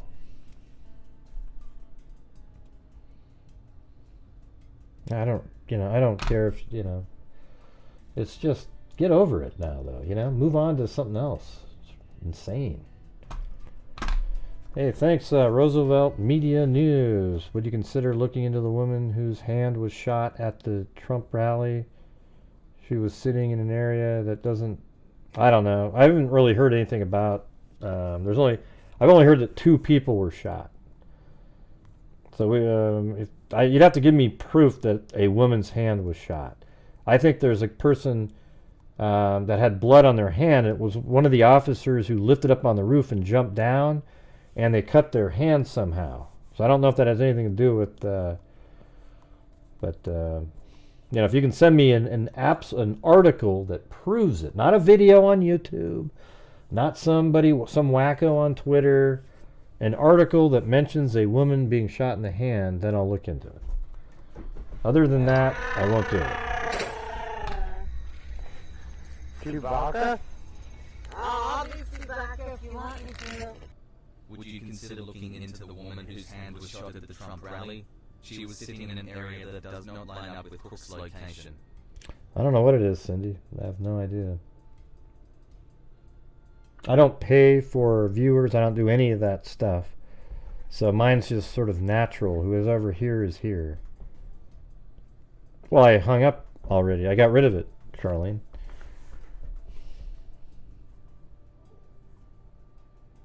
But I couldn't get through. My daughter sent me... What article, Charlene? What are you referring to? But yeah, up there... Roosevelt Media, if you have a link to an article with somebody got shot in the hand, email it to me at grayhuze2@gmail.com. Right there. I just put it in there. There it is. So send me an email with an article that shows it. If it's people out there just claiming it, they're wrong. It's somebody who cut their hand, I believe, on the roof as they came down. Oh, okay. The story I just did. Okay. Yeah. Yeah, I don't think I just saw it on Facebook today. I think it's picking up again or something. Yeah, it doesn't, I don't know what it is, Cindy. I don't know what it is. Nobody's ever explained it to me.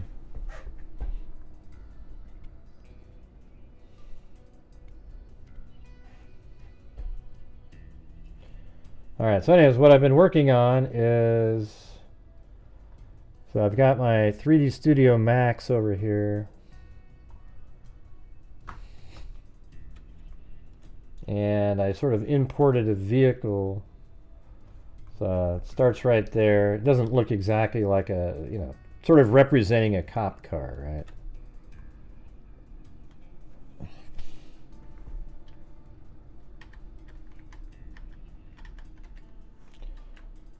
And I actually set up the time here, and it actually changes time for 8 minutes. So I think it starts at 8:06 and 59 seconds and then goes for 8 minutes. And I can probably go back a little bit in time because Crooks is probably on the roof at this point. But so if I just zoom in, it's going to look like this.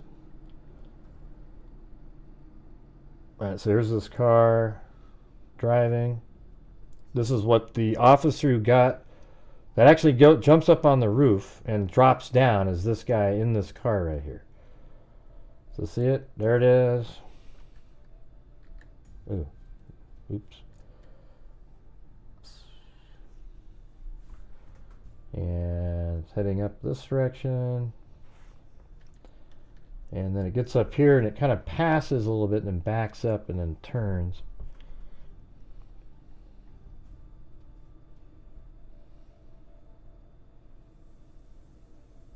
So it backs up. Well, not the greatest animation on that, but backs up and then it kind of goes this direction like this.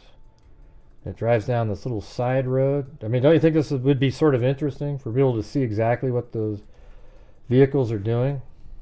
So just watch what's going on right here. So the vehicle comes down and then right around here it kind of turns off of the road and then it parks it stops a little short actually over here. Then it pulls up next to this vehicle while they go look up on the roof and see Thomas Crooks moving around. So it does drive kind of slow like that and then it stops right there. And about 6 seconds later or so it takes off again. Goes forward. And then this vehicle parks right here. And it stops there while he communicates with this person and he says, "Hey, see the guy on the roof? See the guy on the roof?" And then after he sees that, he takes off. Boom, like this. And then there's 3 cars that are in this parking lot and he drives right between these 3 right here and then parks right there.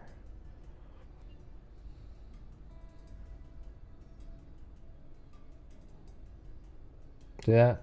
Boom. So it parks right in this area. And then at that point, you know, he gets out of the vehicle and I think he starts walking around. I have to animate that too. He's walking around over in this area and he's kind of looking up there. Then eventually he goes back like this. And then he comes over here, goes up on the roof, then drops down. Then he comes running around over here, looking up, and he's over here. And then when he's about right back in this area, the gunshots happen. Then he sprints over here, goes to his vehicle, gets his like AR-15, and then he kind of heads over and he's sort of hanging out in this area for a while. Then that other vehicle that's right here, I think, pulls in and parks sort of behind him off to the side there.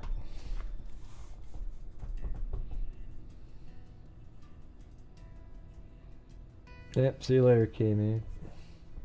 And so what you just saw in this camera, you guys seem absolutely disinterested in what I'm doing. So that's usually a good sign where I can just go off and work on videos all by myself. Alright, so appreciate you guys being here. Thank you to, let's see, what is it? American Lady, Chris Sparks, Florence White, Ivan Victor, Kathy Friedenmaker, Rachel Hall.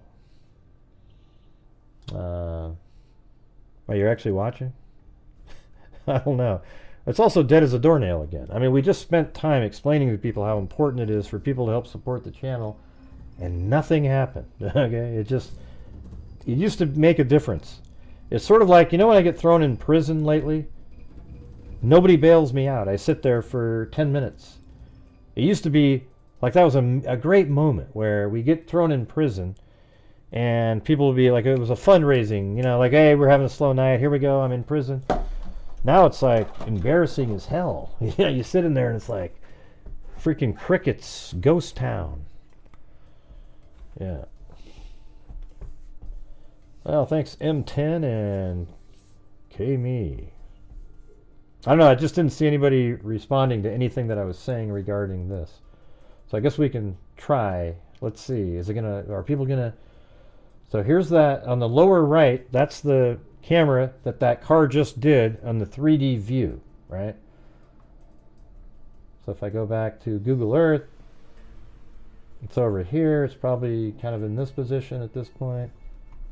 It's driving down this road right there. See that?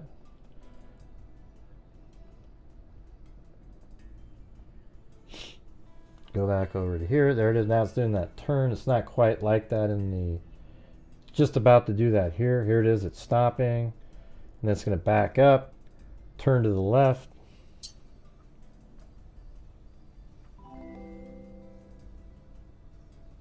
Thank you. And there it goes to the left. And probably way... This one's probably almost all the way... Yeah, it's driving like right there. So that car just turned and is heading like that. See, there's the water tower.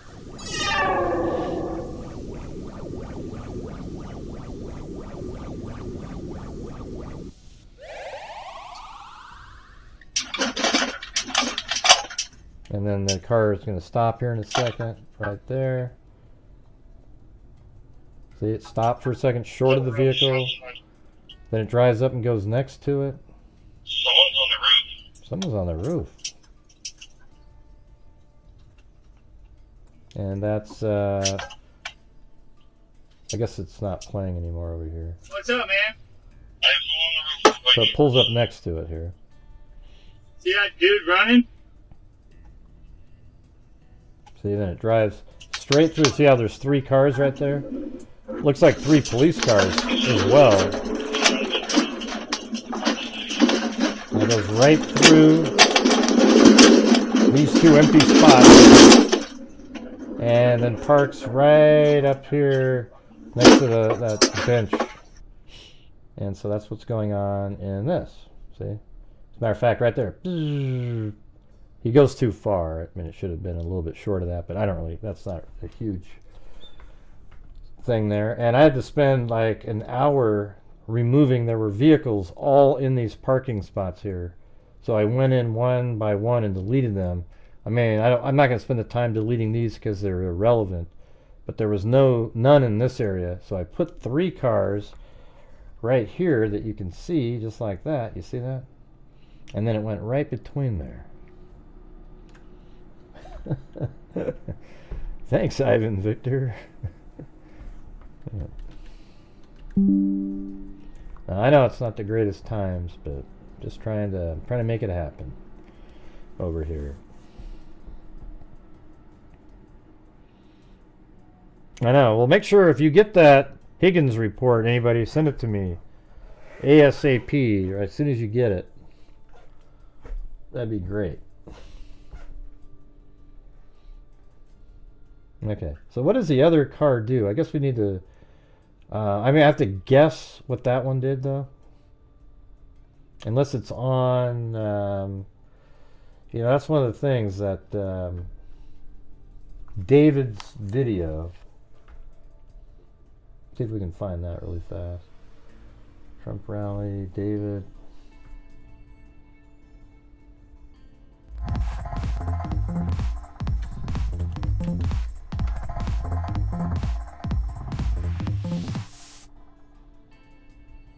Men with tiny balls donate nothing. Yeah, I forgot the name of his video, though.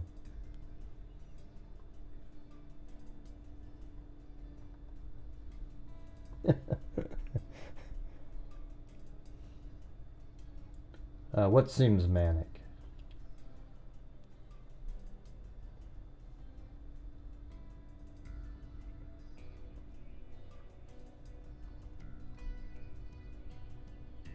Is that right there?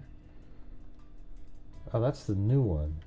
And then the worst president in the history of our country Yeah, that's those guys. See, there's the snipers up on the building. took over. And look what happened to our So I just think it's so interesting seeing those guys right there. country. This is...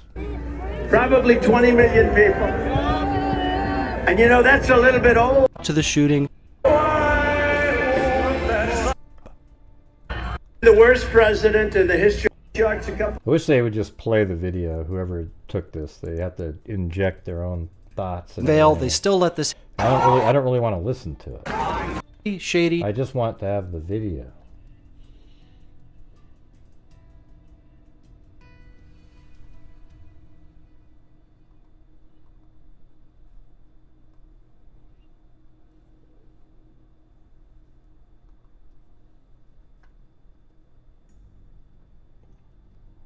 Anybody remember the name of that guy, David something or other? Breaking assassination attempt. No, there it is, right here. All right. His name is the real DJ Stu 724. All right, so this might be where you could see it. All right, so he's already got his gun out. That means he's already come off the roof.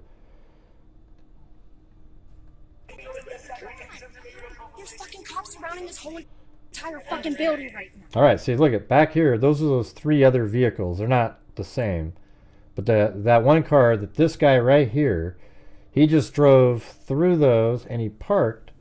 He's this car right there. Now this vehicle, I think, is the other officer he was parked next to, who came in and then pulled in like that. You know, so that vehicle is probably. You know, that's what I have to guess at, but I think he came from there and then he pulls in about like right there. Does that make sense? I don't know exactly. He probably went even through this spot and then came in and turned in like that. Now there's probably 2 cameras that you could see that from. David's camera right there, and maybe a better angle though is using the same officer shot. So this is what I have to do. Like, it takes forever to do this shit. Let's see. So if I remove the top camera, and this is from his. This is the guy that went on the roof and dropped down. See, there again. There's the vehicle again, and then the other one parked over there. Now, right before he runs up, now we can really see where that was, and now there's a vehicle there also. So I don't know if he parked there or there, but if you go back to his dash camera, I turn that on, that other one wasn't there. Watch.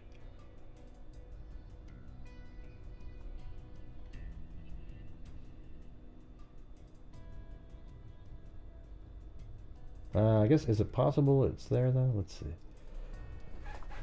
Yeah, I don't see it there.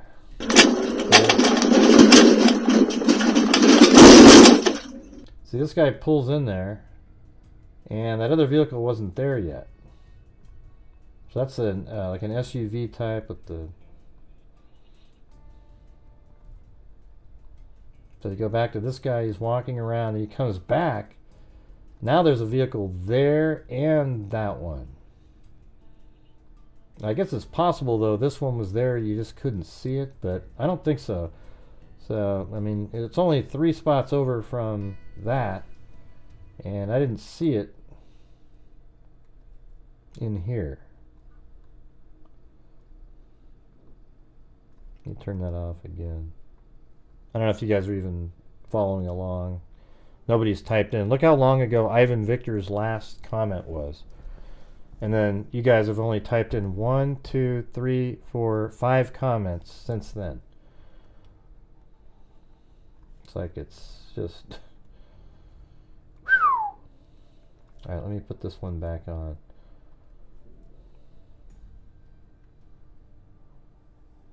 Okay, so right in here, let me make that one bigger.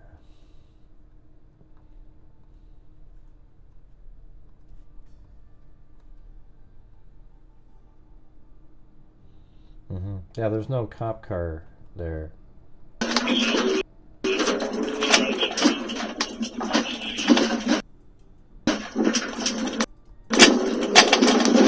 Yep, there's none in. Only these 3 cars are there at that time.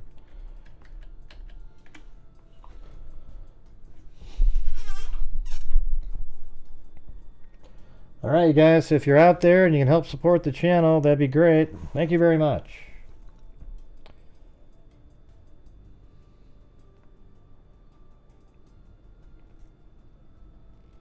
Then he comes back around. Let me turn this top one off. I'm going to do some stages. So it'll just be like, I'm going to put the animation in of these guys first. And so now look at that. There's one there and there. So they know something serious is happening. And this is at 6:10 and 24 seconds. So now we've only got about a minute and 8 seconds until the shootings happen. What SWAT sniper, Andrew? There's nothing really new. There's nothing interesting or new or anything. It's just, yeah, you got a guy on the ground. What's driving me nuts are people who don't take the time to watch the videos that they actually make. They watch 5 minutes of it and go, oh, great, what about that? It just, you know, get rid of your ADD for 5 seconds and just watch the freaking video, all right? They go like this, hey, that guy, he puts his hand up after the 9th shot. And I go, no, he doesn't. He shoots while he's around the other side. Then, on the 9th shot, he's merely looking through his scope. Well, when he sees that the Secret Service sniper kills Crooks, and then he puts his hand up in the air to let him know, you got him. You got him, man. He's not shooting at that time. He shot before. If that is the guy, I think it is. Man, it's like, it's ridiculous. So I don't know where this car came from. I don't think there's video of that one. There's also no video of the other car that was parked over there. I know, yeah, that's what I said, Cindy.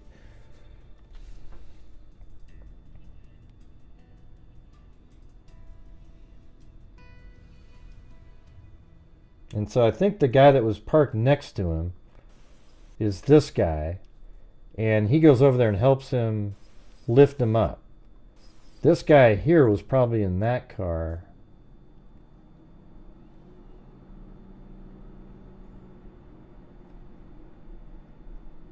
Actually, that's not a cop car, though. I think that's the one he pulled up next to, right? Let me go back now.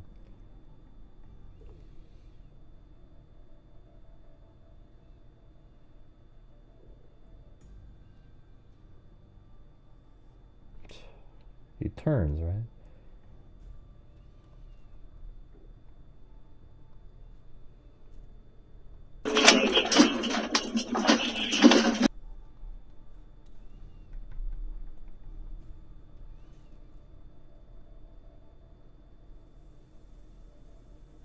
Yeah. So it's got the little light on the top, so that's interesting. That other car is not his. That's not the guy. This guy right here is the one that's next to the building. The other one's an unmarked vehicle. Because look, when he comes back, right there even, you can see that that doesn't have the light on the top like this one does. So that means that the guy that was parked back there, he drove up and he parked right over here, which is in the, I guess we'll see that here in a minute.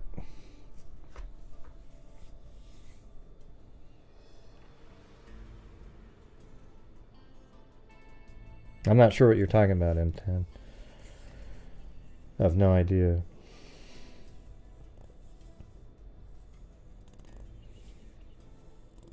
Yeah, well, I was the channel that figured out that there was a 14-second gap on the body camera on the Butler County video. That one, I would say that video, this guy's video, and David's video are the three most important videos that I've seen so far.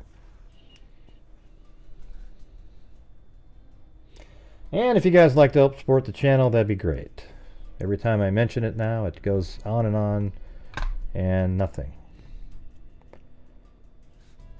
What do you mean, what is he recreating? I don't know what that means. I'm sorry.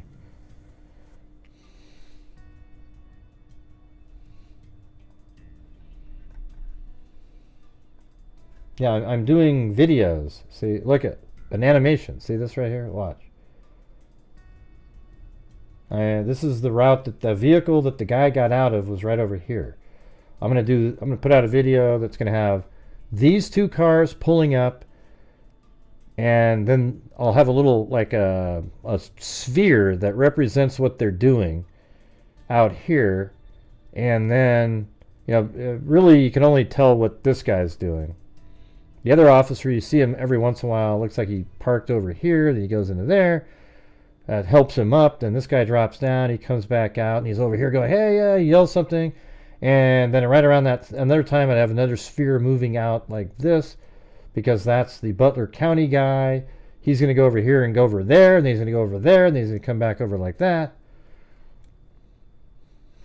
And so you'll be able to see visually the movements from above while the video is playing next to it. I think that'd be pretty interesting, don't you? I don't know who that is, J.A. Dickey. I don't watch other YouTubers. There's a lot of crazy people out there that'll tell you anything. I don't know what you're talking about, Wood Trail. I wasn't even talking to you. Never heard of you in my life.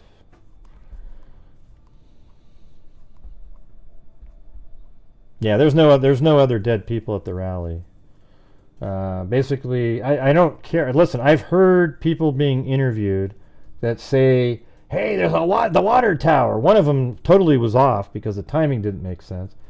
And people take that like it means that it's real, and it doesn't. It doesn't mean anything. All right, just use common sense and logic, and you'll absolutely get a lot further. Okay, you get a lot further. Oh, but a witness said it. Oh, Jesus.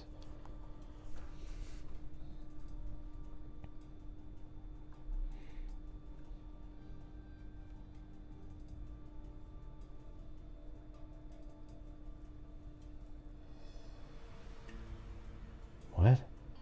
There was no woman that was shot on the hand, okay? Yeah. I do remember hearing on one of the audios that like there was a woman or something. But here's what I think. I think a woman was screaming and upset because she was probably trying to that was probably the wife of Comparatore or something, had blood all over her, and somebody assumed that she was the one that got injured. If there was somebody else injured, we'd know about it, right? See, here's the thing. If we wouldn't know about it, you're going to have to then believe it was a conspiracy on why we don't know about it. And that's where it just starts getting nuts. It gets crazy at that point.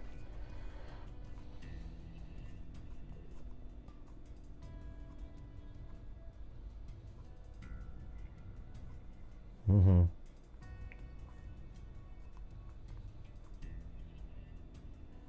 Yeah.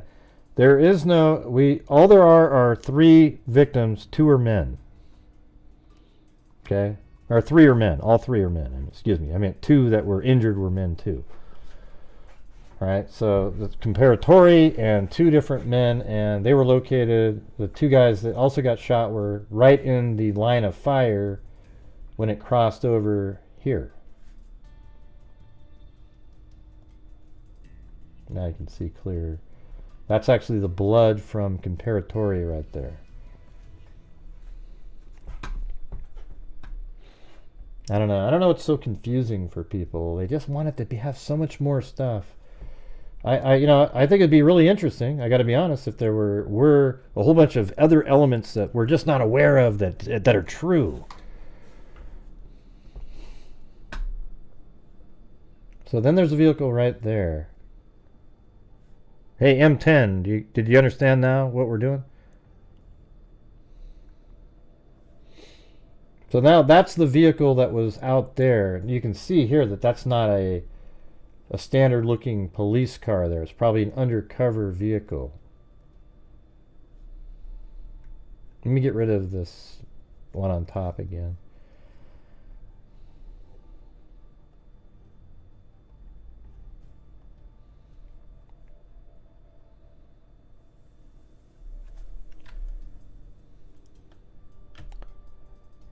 Yeah, I mean, see, look at that. That's definitely not the one he was next to, right? There's no light on the top.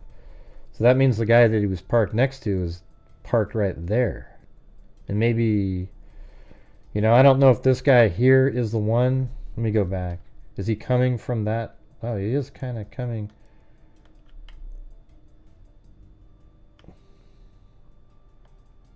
I'm going backwards now.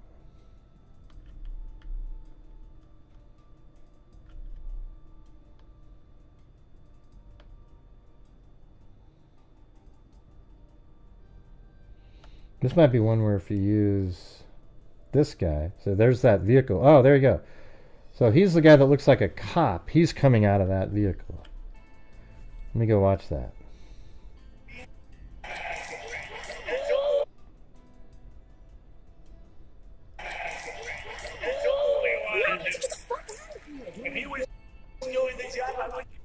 See, I think that's going to be his vehicle, don't you think? So he's the one that's wearing the black. Surrounding this whole entire fucking building right now. And I think this guy is the officer who went on the roof. And this is right before the shooting. There's something going on in this building. Actually, I don't even think he's been on the roof yet. That's right. This is way before. Oh my God. There's somebody in this building. And it's not easy because we have millions and millions of people that have dangerous people, criminals. We have criminals. We have drug dealers. We have people. I guess we might be able to see this. See, there's this guy up here. He should have had a great shot of that guy. From up that high, he should have been able to see crooks easy. Oh, so that officer there is the one that was driving the vehicle. See him? And let's see. So a minute ago we just saw him. So he's right next to him. This makes sense. That's kind of exactly where he was. That's not him there. Oh my God. He's right there. So what's kind of interesting is you can actually time up everything. So in this case, he's looking that direction. And a minute ago, so this is him. That's that same officer we were just looking at. And the David guy is just to the right there in a red shirt. So now, this is the guy with the heavy vest. And see how he's walking behind this officer over there? So now we go back to this one, and that's him there. There's somebody in this building. And so watch. There he is. He's walking behind that officer over there. See, look. And see how he started running? Could you see that? This guy's starting to run. He's the officer that climbs on the roof. He's starting to run. Now if we go back over to his body camera, you'll see him. He's coming up over here, and then watch, he starts running. Here he goes. Right now. See, he's got a little jog going, and he's going to meet up with this guy. And I think this guy is the one that parked in the unmarked vehicle. This one here is the guy that's going to help lift him up. So right over here, this guy helps him up. I think he's the guy that was sitting next to him out before saying, hey, look at the guy running on the roof.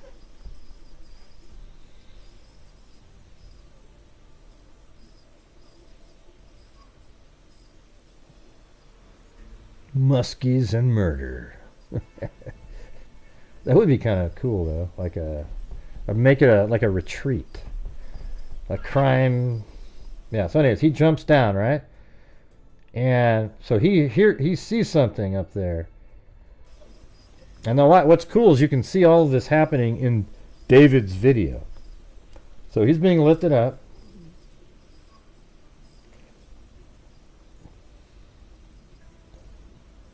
Right here.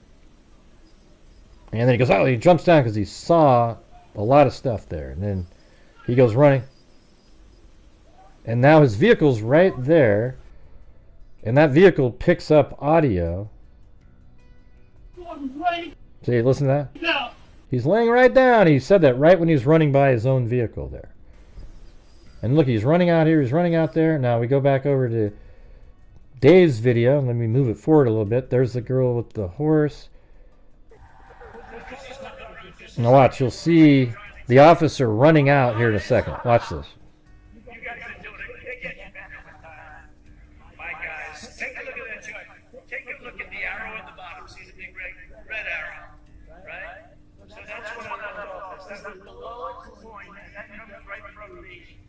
Government services comes right out of Border Patrol.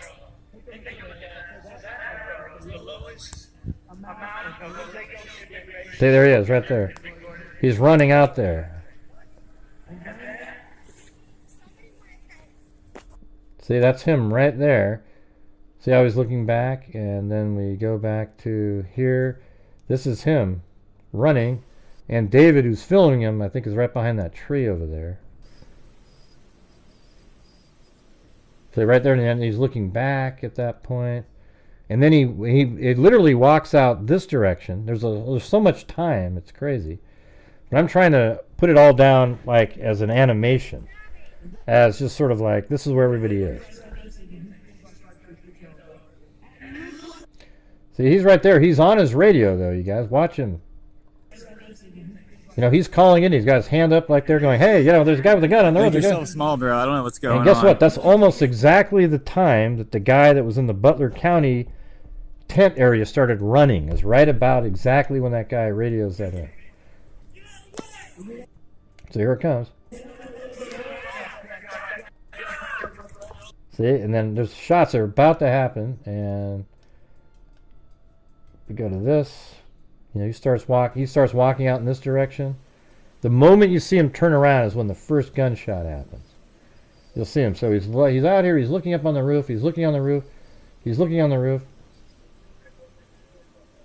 And it's not that kind of turning around. I mean like a quick turn and run.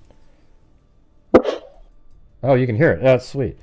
So this is totally synced up. This camera with his vehicle camera. Watch how amazing this is. Because you can hear the 8 shots. They all sound exactly the same, just 5 are quicker. Then the 2 sniper shots sound totally different from each other, as well as the 8. Because they're not flying right over the head of this guy. So watch this.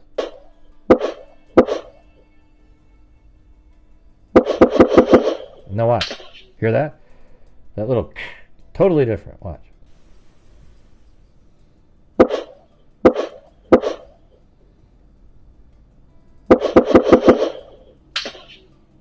See that? Now listen to the last one. Right when he's about to open his door of his car, watch.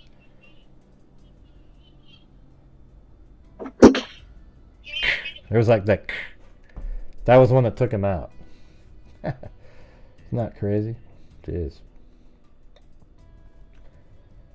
So don't you think it would be helpful though to make the video that I'm working on? You know, you see exactly the movements.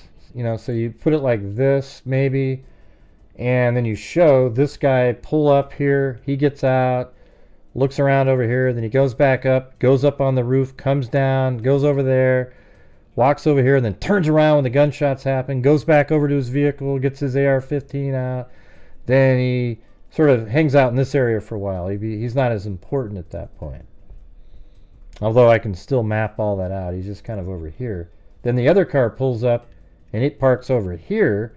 Then another one shows up, but we don't know where that comes from. But the one that's parked next to him this one right here pulls in over here, and I think he's the one that helped him up on the roof. And then he came down, and then you have all that. Then at the same time, you could have the Butler County guy exiting the building, and he walks over like this, and he sees stuff. I don't know. What do you guys think?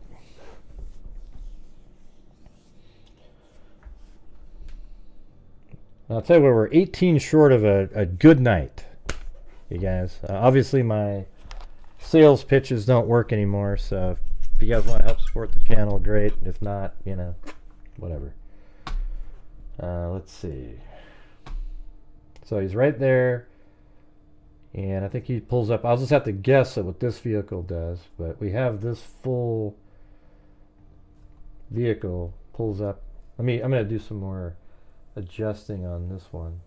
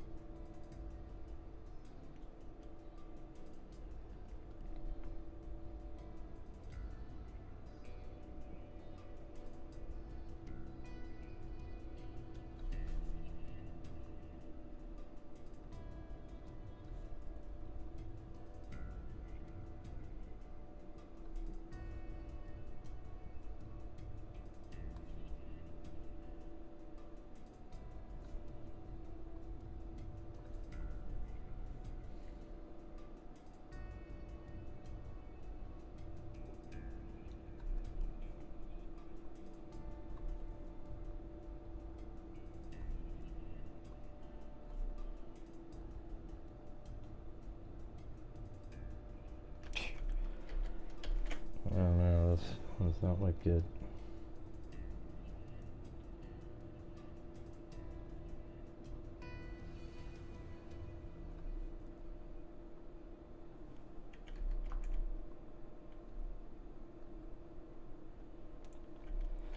Alright guys, I can do this on my own here. So hey, thank you again. I appreciate it. I stayed on a little longer. I just want to work on this, get moving. So I appreciate everybody. Let me go back through. American Lady, Chris Sparks, Florence White, Ivan Victor, Kathy Friedenmaker, Rachel Hall, American Lady, You Know They Exist, Michelle H, Revengeance, Ivan Victor with a cat eye, then Ivan Victor again, then Sky with a cat eye, then Georgina Stoliker, American Lady, Charlene S, Brown Eyed Girl 714, M Jordan Jarding, Charlene S, Ivan Victor, Kit Kat, Michelle H, Marine Co 45 months, Megazoid, but then she put like 25 pounds or something on there, but I'm not sure. She asked for a PayPal earlier. I don't know if she thought that worked for that, or then Charlene S, and then Sky again, and then M Jordan Jarding, Ivan Victor again, then Jim Lawn, then M10, Olivia, M Jordan Jarding, then Ivan Victor again with another cat eye, and then I gifted 5 memberships, then Richard Watts, Georgina Stoliker gifted a membership, then Charlene S, Jim Lawn, Charlene S, Roosevelt Media News, K-Me, M10, Ivan Victor, and Sandy Shirley. All right. Well, thanks, everybody. Appreciate it. And we'll see you tomorrow. All right. Hope this month starts off well, but we'll see how it goes. And thank you for being here. And as I always say, until next time, be safe out there. Yeah, I've been doing this true crime thing for quite a while now. And during this whole time, I have not seen one person that is a crime dissector. Fuck rejected. I'm a certified human Lie detector. I'm gonna get you on a stretcher. If you try and play me like an Old projector. Crime sector is my nectar. Professor Gray is gonna give another lecture. Crime Collector. freak connector, and I'm always Gonna be a protector. Fool Deflector. interceptor, Scepter. and I'm Meaner than a spectre with a vector motor. on his With a what? With a what? Just remember I've a temple fucking gesture. I have no agenda. I'm the pretender. And I'll sell it to you straight without a blender. And in the end, I'm gonna send ya on a mission to reveal the true offender. Yeah, so I'll just get right back to work. All right, everybody. Talk to you. Yeah, I don't know. I thought I said you, Cindy. I don't know. I remember you, though. I don't know. Let me see if it doesn't put him in the system here.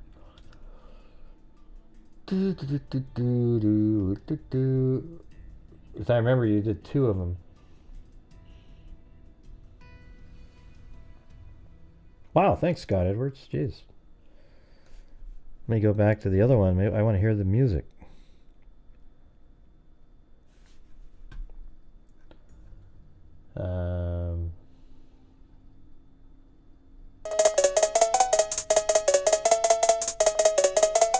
Yeah, it's weird they don't show up on my system over here.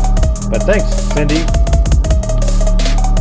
want to write about me, like, ooh, about something we did, I was supposed to do. You might not heard on video, I had on how person all this was like. You should get angry and all uptight. You would say what you want, spell on your right. All of them good people rocking the house. That's what the was all about. If they didn't tell all your friends, if you don't wait till you see me again, that's why you're in there. Force his mouth right then and there. We straighten it out. There you go. There you go. See? Oh, there you are at the very bottom. They popped up there. So there's Cindy J and Cindy J, and then Scott Edwards and Jim Long. That's weird, because yours were way before those.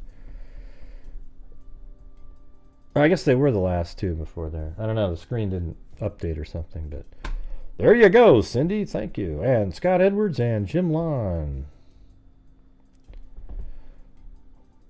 Right. Anyways. Thank you guys very much. Really appreciate it. And, you know, trying my best out here, you guys. Trying my best. Try your best. That's from the movie The Rock. But, all right. Thanks, everybody. See you later. And be safe out there. Good night, everybody. Yay. Anyways, I hope you guys, you know, found it interesting. But I want to know, do you guys think it'll be interesting to see it like that, where you see the physical movements from above, where it's kind of obvious?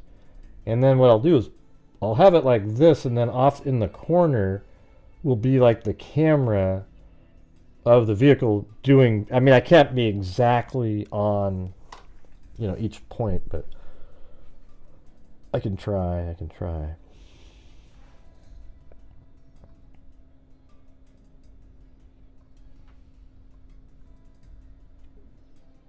Just let me know. What do you think? You think it will be interesting? Some stuff I can't know, but the ones that we have cameras of, I can do. Like, I think this car makes it over to here, obviously. So even after a while, this guy comes over. And it's kind of neat because I have the...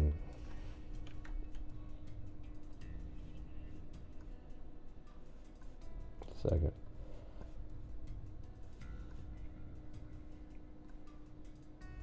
Oh, jeez.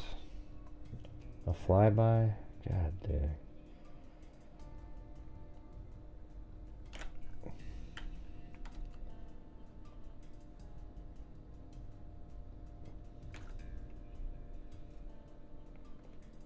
So you see this car drive through and park. Then this one obviously comes through and it goes over here. And then I think he walks over. You know, I can only see what he's doing using, like, Dave's camera. I don't know exactly what he's doing, but we know exactly where this guy's going. So that'll be important. I'm not going to spend as much time on, you know, trying to figure out where the other guy went. Nobody's answered my question. Do you think it'll be interesting for people?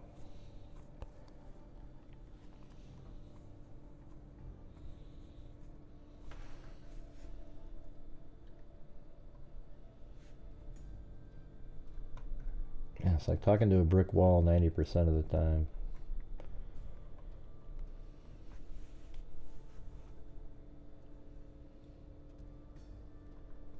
Hello. Do you think it'll be interesting?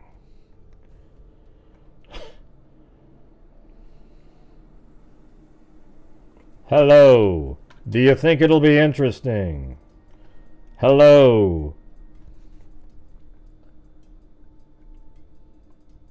No, never. The one from Marine Co. never showed up. I don't think she sent it. Oh, it just did just now. Do you have any more Chloe notebooks? Yeah. Okay.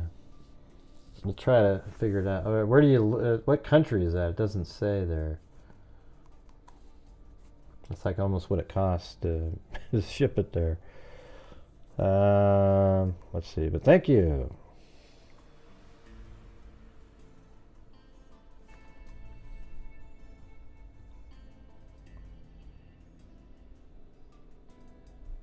I do have some left, though. I will ship one over.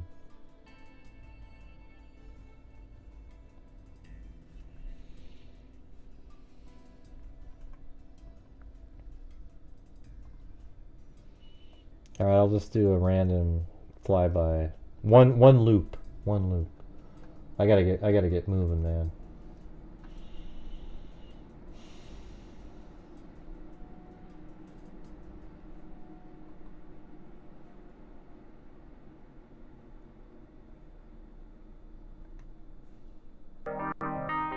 See, I just lost the video that I had up. Jesus.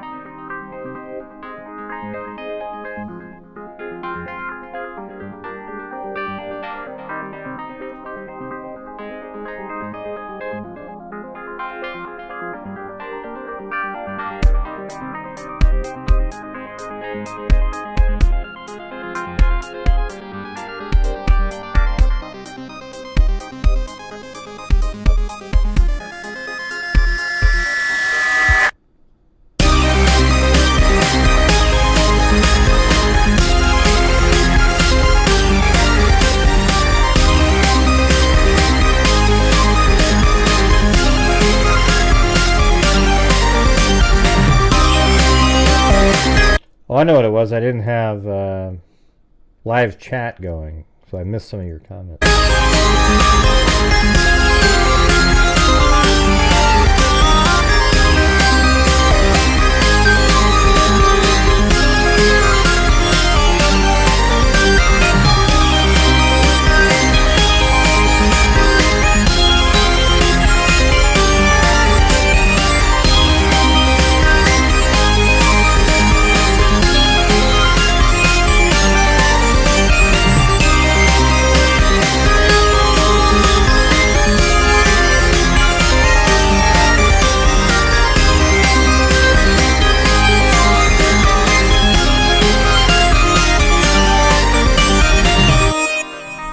Well, I can see most of your comments, just not a couple of the ones at the end. There was nobody there. I'm still looking at it. It's exactly the same as I saw it.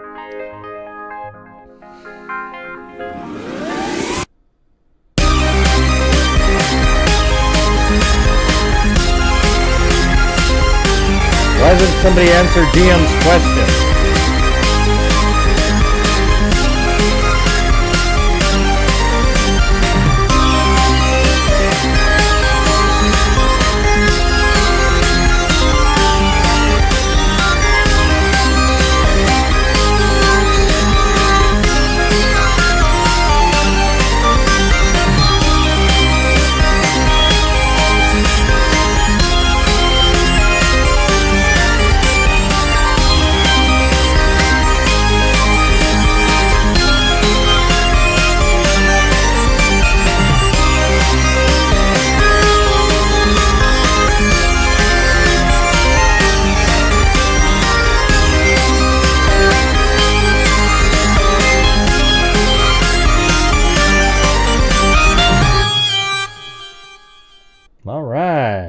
Well, thanks everybody for being here tonight. We'll see you guys tomorrow. And as I always say, until next time, be safe out there. And by the way, DM, since nobody answered your question, it's just sometimes at the end of the show we do these flybys where we're just kind of these really neat 3D images that Google Earth has in certain areas.